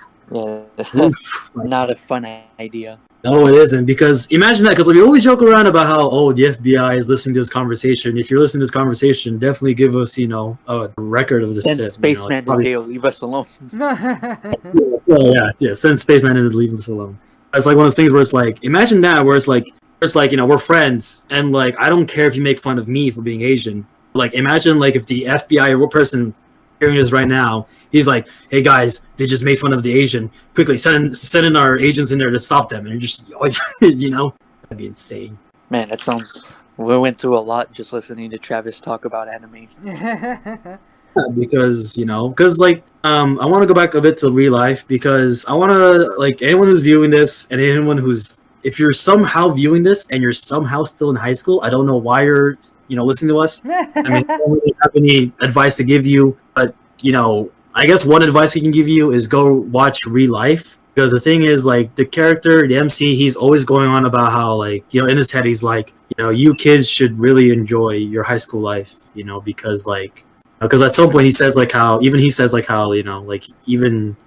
like, I wish me and my friends were this close, now than we were then, because he barely talks to his friends and everything. He's like, you kids should really enjoy your high school life while you still have the chance. And I'm like, I feel that. I really do, because to be honest, I say that I always say that I'm surprised that we're all still talking to each other, us in the group chat and everything, that we're still talking to each other, even though most of us are really bad with keeping up with communications. Because the thing is, I go back to my dad, and my mom tells me the story about how my dad, he had a huge group of friends, a lot of friends, but then over time, he only has one, he still has his friends, yeah, but he only has his one best friend that he always goes and talks to almost every day, and it's damn, it's sad, yeah, but that's adult life, I think it's more of if the people are actually trying their best to keep up the friendship. That's true. That's true. What is it for all of Another us? thing. We do our best to be there for each other whenever we need each other. I know True. for me, I just send memes all the time. But if someone needs me, I'd be like, "Ayo, what's up?" And such and such. But everyone here is they try he their owed me best to. $2.50. That other time he owed Captain Dex $5. He still hasn't paid. Still haven't made the sandwich. Still haven't paid his sandwich. Oh no! Did you hear that Death Slam? I hope you did, because I need that for dramatic effect. Dun dun dun. No one's gonna be able to understand all of these inside jokes we're making. That's true. Yeah, you just have to be there. It never ends.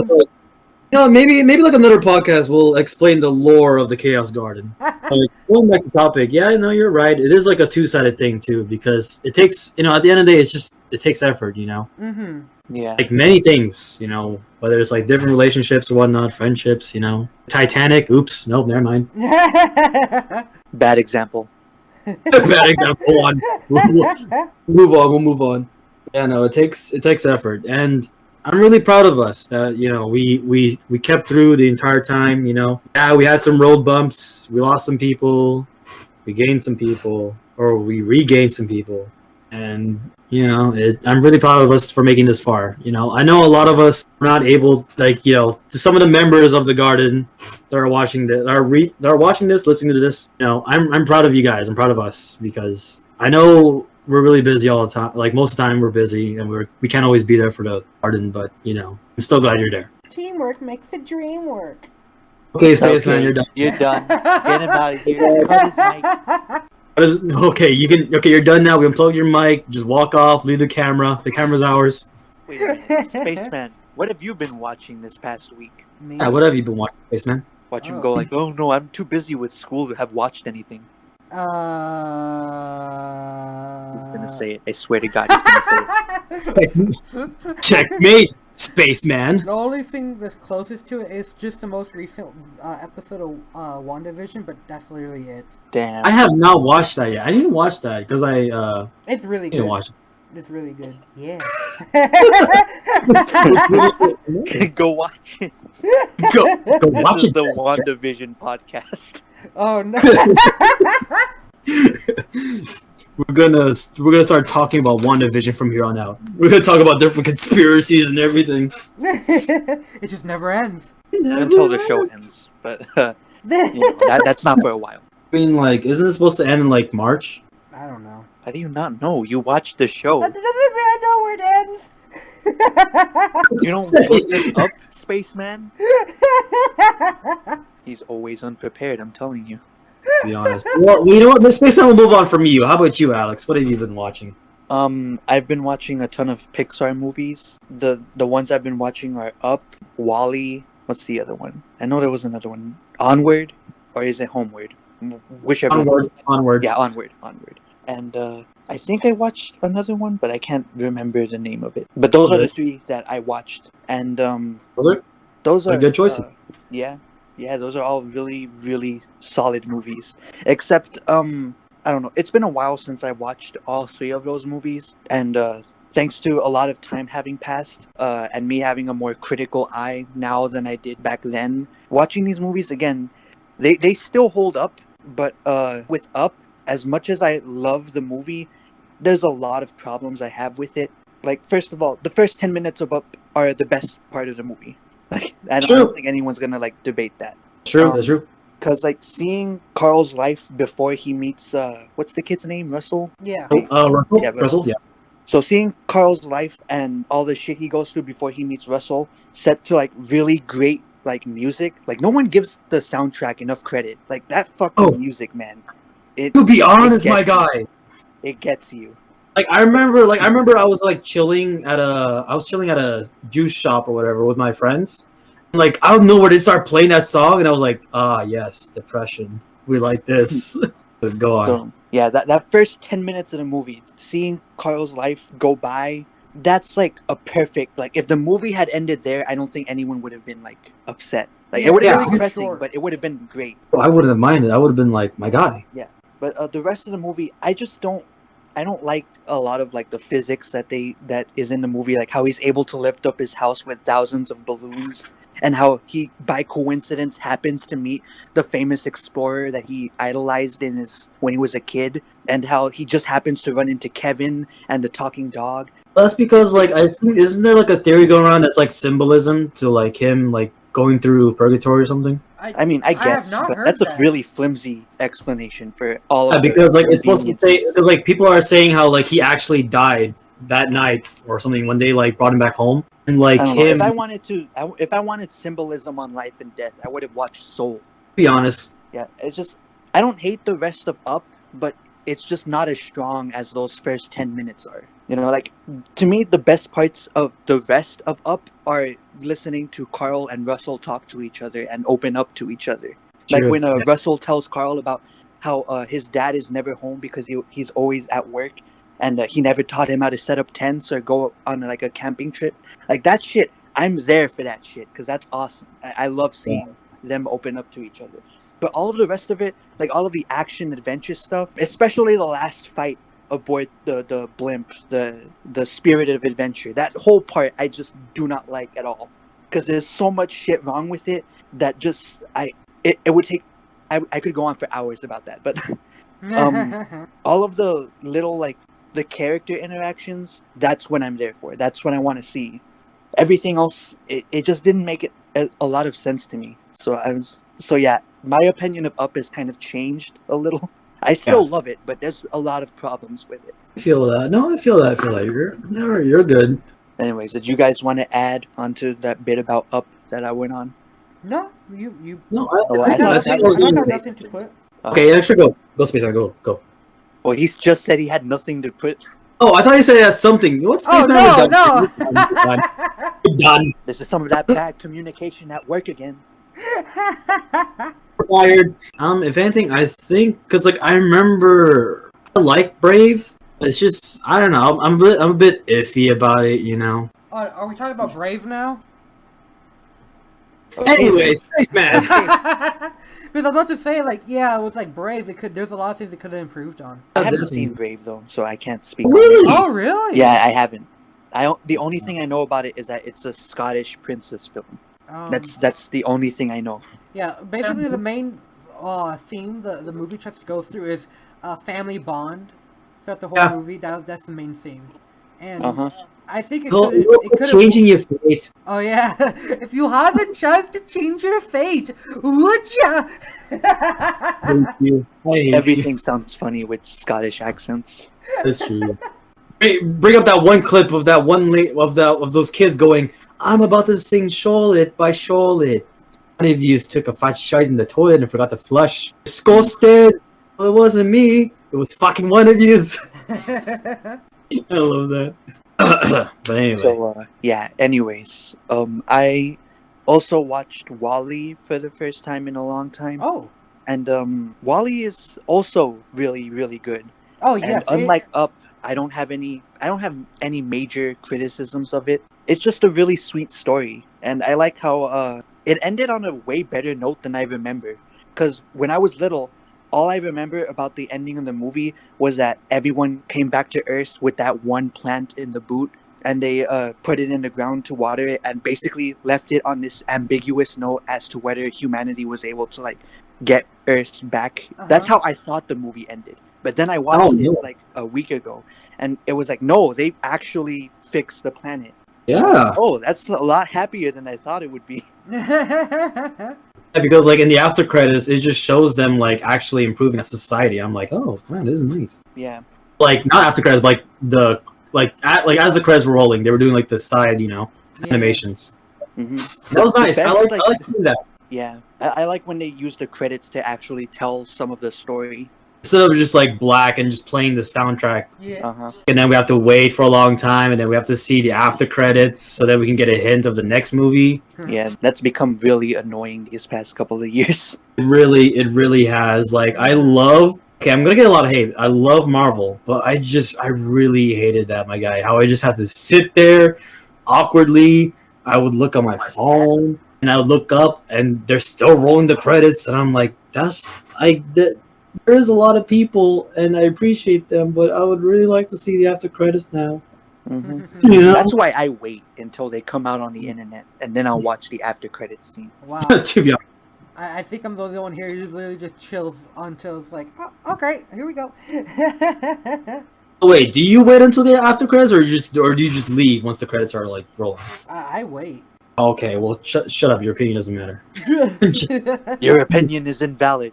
Dun, This is America. dun, dun. But yeah, I think the best way to describe Wall-E would be the Lorax, but it's in space. That's true. That's true. Mm-hmm. I like that. Lorax, but And spicy. I just realized that the captain in Wall-E is actually voiced by John C. Reilly. Yeah. That's I didn't know that, and I was like, because his voice sounds really familiar. Like I was like, is this Wreck-It Ralph? And then I searched it up on the internet, and yeah, John C. Reilly voices the captain and Wreck-It Ralph. Whoa, like, that's really cool. I didn't know that. I did not know that either. I really like it when when voice actors are like able to be more versatile. Yeah, and I think John C. Reilly is kind of one of the best because he's not just a voice actor; he's also a regular actor. Like he's done a lot of like live action films. I remember when I saw him in Gangs of New York. He was like one of the bad guys, and I'm like, wow! Like I was introduced to him in Step Brothers as being like the super funny guy, and in Talladega Nights. Mm-hmm. And then I see him in Gangs of New York being like this, this asshole, like corrupt Irish cop who's supposed to be there for his people, but he's not. I'm like, wow, this is good. This is amazing. He doesn't. Oh, he also has another good role in What's Eating Gilbert Grape, because he plays one of the best friends of Gilbert Grape, and he's like this carpenter who is like, because Gilbert Grape is like he lives in like a rural town in like the South, or I think it's the Midwest. But he lives in a rural town, and his house is always in constant need of repairs. So John C. Reilly plays his best friend, who's a carpenter, and he always comes over to like fix his house. And there's a lot of great scenes in the movie of him and Gilbert just having like real talk with each other. Like John C. Reilly is a talented actor. Oh, that's interesting. So I'm looking through him, right? I'm looking through John C. Reilly's like entire like film history and everything. Did you know he was in 9 I did not. Oh. movie? He was number 5. He was God, I yeah, gotta no, he was watch that movie again. yeah, he was the guy that helped out. I think he was the guy that helped out number 9, Elijah Wood, when he like first woke up. I think was he? No. I think he was the one that had only one eye. Yeah, There he was. maybe. I don't know. I can't remember. It's been way too long. 9 was one of like the very first PG-13 movies I ever saw. Yeah, same here because it's a really good movie too. Like it's really what kind of concerns me a bit because I remember we watched 9 and like it was with my sister for the first time. Like it was her first time watching it. Mm-hmm. And like ever since then, she just kept watching it a lot. And like I asked her, like, "Do you like 9?" And she's like, "Yeah, I like the movie." I'm like, "Okay." And she started watching it every day until she got tired of it at some point. And I was like, "Huh, I wonder if this will do something in the future." Then I saw a post that said like you guys that watch these movies when you were a kid, are you guys okay? And it showed like 9 as one of them, and I'm like, oh no. I am not. No, I'm not. I gotta say, when it comes to 9, I definitely love like the idea that it's just machine versus what is it, puppets, but not really yeah, puppets. Dolls, basically. Yeah, They're basically dolls, but they have like the souls of a human. yeah, It's weird, but yeah. But I definitely like the machine where it's just like the machine's like trying to build itself out of like whatever is around it. Like was it the hound? It's like literally made of bones and metal. Yeah, and it's one of those things where it's like is the machine really evil? Because it's like at the beginning it was like programmed to basically like try to like mass produce things that society would need. But then the government or like the military took over and they decided like change programming to where it produces weaponry. And in the movie we see it how like it gets resurrected accidentally by 9, and then he ends up trying to thing where he tries to like just doing what he is programmed to. So it's like, is it really evil or If I remember correctly, the robot dog, its purpose was literally just to find a fuel source for the AI. If I remember correctly. Yeah, I was trying to find the one component that actually keeps the AI from like functioning properly. I think. Yeah. how many of the characters died in that movie? I think It there was only like I think 3 left. yeah. At the end, there's only 4 left because it was 9. Was it 6? I can't tell, but I know it was like 3 and 4 were twins and they survived. Yeah. I'm not sure if it was 6 or what's it 7. 9 lived all the way to the end, right? He did because he had plot armor. Yeah, he's not allowed to die. Not allowed to die. Also, he's voiced by Elijah Woods, who's like known for playing characters who have ultimate plot armor. Mm-hmm. Remember Lord of the Rings? Oh my god. And getting stabbed by a huge ass spear, and We're gonna apparently get flamed by a bunch of Lord of the Rings fanboys for that comment. Oh, okay, well, hold on, wait. I am a huge fan of Lord of the Rings. It's just one of those things where like I look back and I'm like, to be honest, if I didn't have plot armor, I'm pretty sure I would have died there. Chainmail, I don't think it would have saved me, Chief. I would have died. Down the doorknob. A spear that big, oof. Yeah. To get back on track, the last Pixar movie I watched that I can remember anyway was Onward. And that was I talked to Spaceman about it the first time I watched it a couple months back, and I told him that it was a pleasant surprise because I thought it was going to be a terrible movie from all of the marketing, because all of the ads and trailers and everything made it seem as though the movie was just going to be a really bad Western like ripoff of Full Metal Alchemist, because they both shared the exact same fucking story. Like it's like both Full Metal Alchemist and Onward are about a set of brothers trying to bring back a family member by use of magic. Yep. That's true. Yeah, but Then okay. So Onward, Onward. It was a pleasant surprise for me because it actually went in a different direction than I thought it would. While the movie is focused on the brothers trying to bring their father back to life, it also kind of teaches you a lot about their relationship and how they get along. and who they are as characters. And I really enjoyed that. I also love like how at the end of the movie the little brother gives up his shot to talk to his dad so that his older brother can go instead, because he realizes how his older brother was actually his like dad, like he raised him. Yeah, like his parental figure in a sense. Yeah, that was really sweet. You don't expect characters to make sacrifices like that in these sorts of movies. Yeah. Exactly. Like usually they would either never meet their father, or they'd have the younger brother go and meet their father. But they did an interesting like flip, like they flipped the script a little. Yeah. Yeah, like I didn't expect that either. You know. Yeah, it's definitely Mhm. interesting because like the other kid never has really seen his father, while the older brother Yeah. like he had more connection, more like, oh yeah, this is who I know. Mm-hmm. Because the thing is, like, you know, there are cases where it's like, yeah, you know, you lose a parent, you're super young, so you don't really have that connection, you know. So like, this is like, because one of my coworkers, you know, she mentioned how like, yeah, her dad's gone and everything, but he died when she was really little. So you know, she's like, it's kind of sad, but in a sense, it's whatever, you know. And I was like, dang, just one of those things where it's like, yeah, you have cases like that where it's just, you know, what more can you expect out of them? Yeah, I think the thing I like, the scene I love the most in Onward is when right after the brothers have like their big fight and they kind of split up. I gotta remember their names because I can't keep referring to them as. Well, Barley, I believe Barley is the older Barley's brother. the I remember. older one. Who's the I younger remember one? this. I'll look it up. Don't worry. I got it.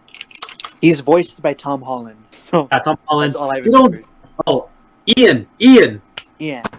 There we go. Okay, so when Ian takes his father to the cliff to sit down with him, right after his argument with Barley at the end of the film, he opens up his like little notebook where he had written down a list of things that he wanted to do with his dad.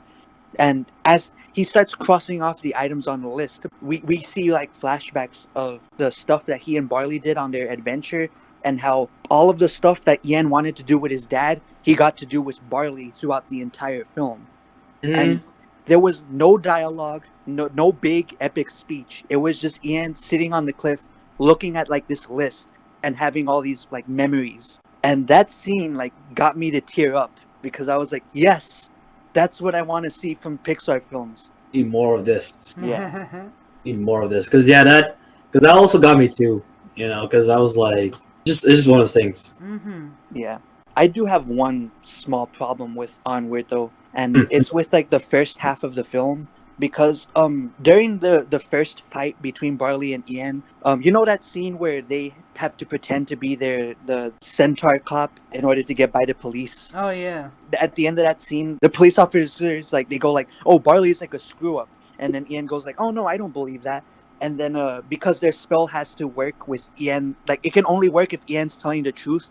But when he says that he doesn't believe Barley is a screw up, part of the magic wears off, and Barley's like, "Hold on, what the hell?" And so they go to a pit stop later, and they have their argument about whether or not like Barley's a screw up. And honestly, from what I saw in like the first half of the film, Barley was kind of a screw up. Like you can't argue that he wasn't like inconsiderate, Yeah. because there's a lot of shit in the movie that he does that I don't like. He's kind of like obnoxious, and the fact of the matter is Ian did try to stick up for him, like in front of like the police officers. Like he might not have actually believed that Barley wasn't a screw up, but he was willing to lie. True. That should count for something. Oh, And plus, Ian was the one who, for the most part, was coming up with ideas as to how to save time during their adventure and how to get out of sticky situations. Like Barley helped, but Ian was kind of the person driving the events of the film. Like That's everything true, was like- kind of on his shoulders. It's true, because like for instance, Barley was like trying to like take the long routes because he's like it's adventure and everything, but Ian was the one that was trying to take the shortcuts, you know, Hmm because they don't. The thing was, like, there's a particular scene where they're like first going down like the highway, and Barley's like, we should take the longer route or the more adventurous route, and then Ian's like, well, why don't we just take the expressway because it's gonna take a lot less time. And he's not an asshole about it. He's not like trying to be condescending. He's just like, we're trying to save time here to see our dad. Like that's Yeah, the because point they only he's trying have to make. like 24 hours. Mm-hmm. Yeah, and yet, like during their first argument after the scene with the cops, the movie kind of tries to play it as though Ian was being an asshole, but I didn't get that feeling at all. I thought that Barley was being like way too like caught up in his feelings, you know? Yeah. But yeah, outside of that, it's a good movie. I recommend it a lot. Definitely. Man, that was quite a journey, guys. It really was. Yeah, we went through a lot this podcast. We went through a lot of topics. I forgot most of the topics because I just say them out of my head. I don't really. If I go on a rant, I just go on a rant. I don't really remember much. Yeah. I remember I talked about anime. I just don't know which ones I talked about. All the above. Every single one. Yes. I'm gonna edit this episode and I'm gonna make it seem as though he only talked about Sword Art Online. No, please, no. Actually, wait. You want to know what's funny? So, about Outbreak Company, you want to know who directed it? Ooh. Same guy who directed SAO. And what's really funny is that, like, at some point, what the MC he mentioned the director's name because it's like, oh, like why'd you get this anime? It's directed by this guy. He's really bad. And the government official, he's like, I'm really sorry. We'll do our best on the next shipment to get the right ones. And before these, he's like, is that specific director? He says the name again. Is he really that bad? And the MC's like, yes, he's terrible. And I'm like, I wonder. And then later on, the MC goes on a date with the maid, and like he somehow, he goes back to Tokyo because he needs to like get the correct stuff, the correct materials. And somehow the maid, she's with him. So he takes her on a date, and they're in the city, and they see, and there's like this slight, like this subtle like Easter egg of SAO on there, and I'm like, wait a minute. So I looked it up, and then I'm like, no way. The director of SAO directed Outbreak Company, and that's really funny. That is hilarious. I mean, to be fair, you can't blame the failure of SAO on the director. I think true. that more goes to the writer. Yeah. It's the writer is like the heart lines. Like the animation or all this could be not that great, but when the writing is bad, that can steal the best of things. Yes, my guy, because you could have the most perfect animation and everything. If it's just terrible writing, it's just, Yeah, like that reminds me of a quote from my second favorite YouTuber, who's a cartoon critic named the Mysterious Mr. Enter. And I love this quote so much. Good writing can save awful animation, but good animation cannot save awful writing. I say amen to that. Amen. Oh, also, since you were talking about ReZero, I think that's what it's called. Oh, I talked about Real Life. Real Life. Oh no, I talked about the anime. Why are they named the same thing? Why? Why I can't have no idea. Okay, why do you do this to me, Japan? The struggles. To be honest, Okay. because I think I remember. Yeah, there's like a specific anime where if you don't get the correct letters, you end up getting a different anime, and I'm just here like, wait, what? But anyway, yeah, are talking about ReZero or Real Life? Real Life, the one that you were like gushing about. When you were talking about how like the main plot is of an adult being de-aged a bit into a high schooler and him having to go through high school again and having that conflict as to whether he should actually enjoy his time or not because he's gonna like forget all of it eventually. That reminds me, I've been playing a game. Well, not playing because it's been like a while, but I played a game on my Switch called I think it's called Bugtails or something like that. But it's basically a Paper Mario style RPG that was done by an indie team. And like as a game, like before I get into my main point, as a game, I think it's okay. It's not great, but there's a lot of love that went into it, and you can tell like it was a passion project. And I'd recommend it. It's relatively cheap. I think it's like $10 or $15 on the Nintendo eShop. It's worth the price. But anyway, most of the writing in that game is it's kind of middle of the road. Nothing as good as the actual Paper Mario series. Not to be a dick, but like it's okay. Nothing to write home about. Pun intended. Yeah, that's what I'm here for, folks. But anyway, my main point is that there is one story thread in Bugtails that I actually really like, and it's kind of similar to the concept of Real Life, because in the game you control 3 characters. One of them is a bumblebee, one of them is a beetle, and then one of them is a moth. And the moth is named Leaf. And when you first meet Leaf, he's like, hanging from like a spider web, and you have to free him by fighting the boss of like the first chapter of the game. And once you freed him, it's revealed that Leaf is actually a magic user. Like he can cast all sorts of spells. At first, Leaf is very like quiet and reserved, and he keeps to himself. But later on through the story, you realize that the reason why he's shy and reserved is because Leaf is not actually a bug, quote unquote. He's actually like his mind is actually a parasite that infested the mind of a dead bug. Oh, Yeah. Ooh. Anyway, another twist that you learn is that Leaf died like about 100 years ago, like a really long time ago. And the logic of that is pretty sketchy because I always thought, wouldn't the body of the bug decompose by that time? But whatever, that's besides the point. Leaf has been dead for about 100 years, and in one of the towns in the game, you actually can go into the house of Leaf's family, and his family are all like his grandchildren and great grandchildren. So when you run into them, like they tell you all of these stories about how Leaf was like this great, amazing like warrior who went out and like defended their land from like evil and all that shit. And the problem is when they see Leaf, they're all like, wait, you can't be like grandpa because you're supposed to be dead. We all heard that you died in a cave. And then Leaf runs away because the parasite is having like this huge like mental struggle, because on the one hand it wants to live like a sort of normal life because it was the result of like this horrible scientific experiment, and so it hit into the body of Leaf because it broke out of whatever like lab it was in, and sort of took over Leaf's body and wanted to try and like live a normal life, and it wants that. But on the other hand, he feels like he's invading this person's life, like this dead person's life. He feels like he's an imposter, like he doesn't deserve all of like the love that he's being given by Leaf's actual family. And the Beetle character, who's the big tough strong guy who isn't hurt by anything, he actually like sits down with Leaf and he tells him like, listen man, like you have a shot to actually have people like in your life that care for you. So what if you're not the actual Leaf? The point is that you carry a lot of his spirit in you. Like you act exactly the way that his family said he acted. So even if you're not really him, you still have people who care for you, and you should embrace that rather than trying to run away from it. And that's the point where Leaf actually starts to open up, and he actually rebuilds the connection with Leaf's family.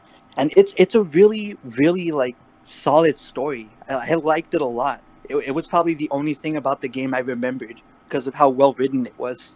nice. Interesting. Yeah, because I gotta say that was it that the idea or moral decision. It's like you have like a corpse of a family member, but the person it is no longer your family member, but this creature that lives off the dead. So it's like your dead family, like let's say your dead mother, but Jarld living in there now. Yeah. It's such an interesting concept. Like, do you treat them as a person? Do you discriminate them because they're using your family member's corpse? That's the word. It's just interesting just to think about. Mm-hmm. I liked how it ended. Like they could have easily gone the whole oh this dude's a monster, we gotta disown him, we gotta like chase him out of town, but they didn't do that, because up till this part of the game, Leaf has kind of been like a huge help like during the quest, because his magic skills like get the characters out of so many tough situations, so they've kind of built up like this level of trust between them. Mm-hmm. So yeah, it's good payoff to a really interesting setup. It is definitely interesting. Like, just the idea is like, oh wow. Yeah. So yeah, I would recommend Bugtails. It's okay. Yeah, I recommend it. It's alright. Or like, I know I talked about it as though it was like the next fucking like Shakespearean play, but it's okay. all right. All right, I think it's time to call it an episode. This has been yet another exciting installment of Close the Tab. I am your host, Alex the Critic, joined here by my two co-hosts, Travis and Spaceman. We will see you all next time. In the next episode of Close the Tab.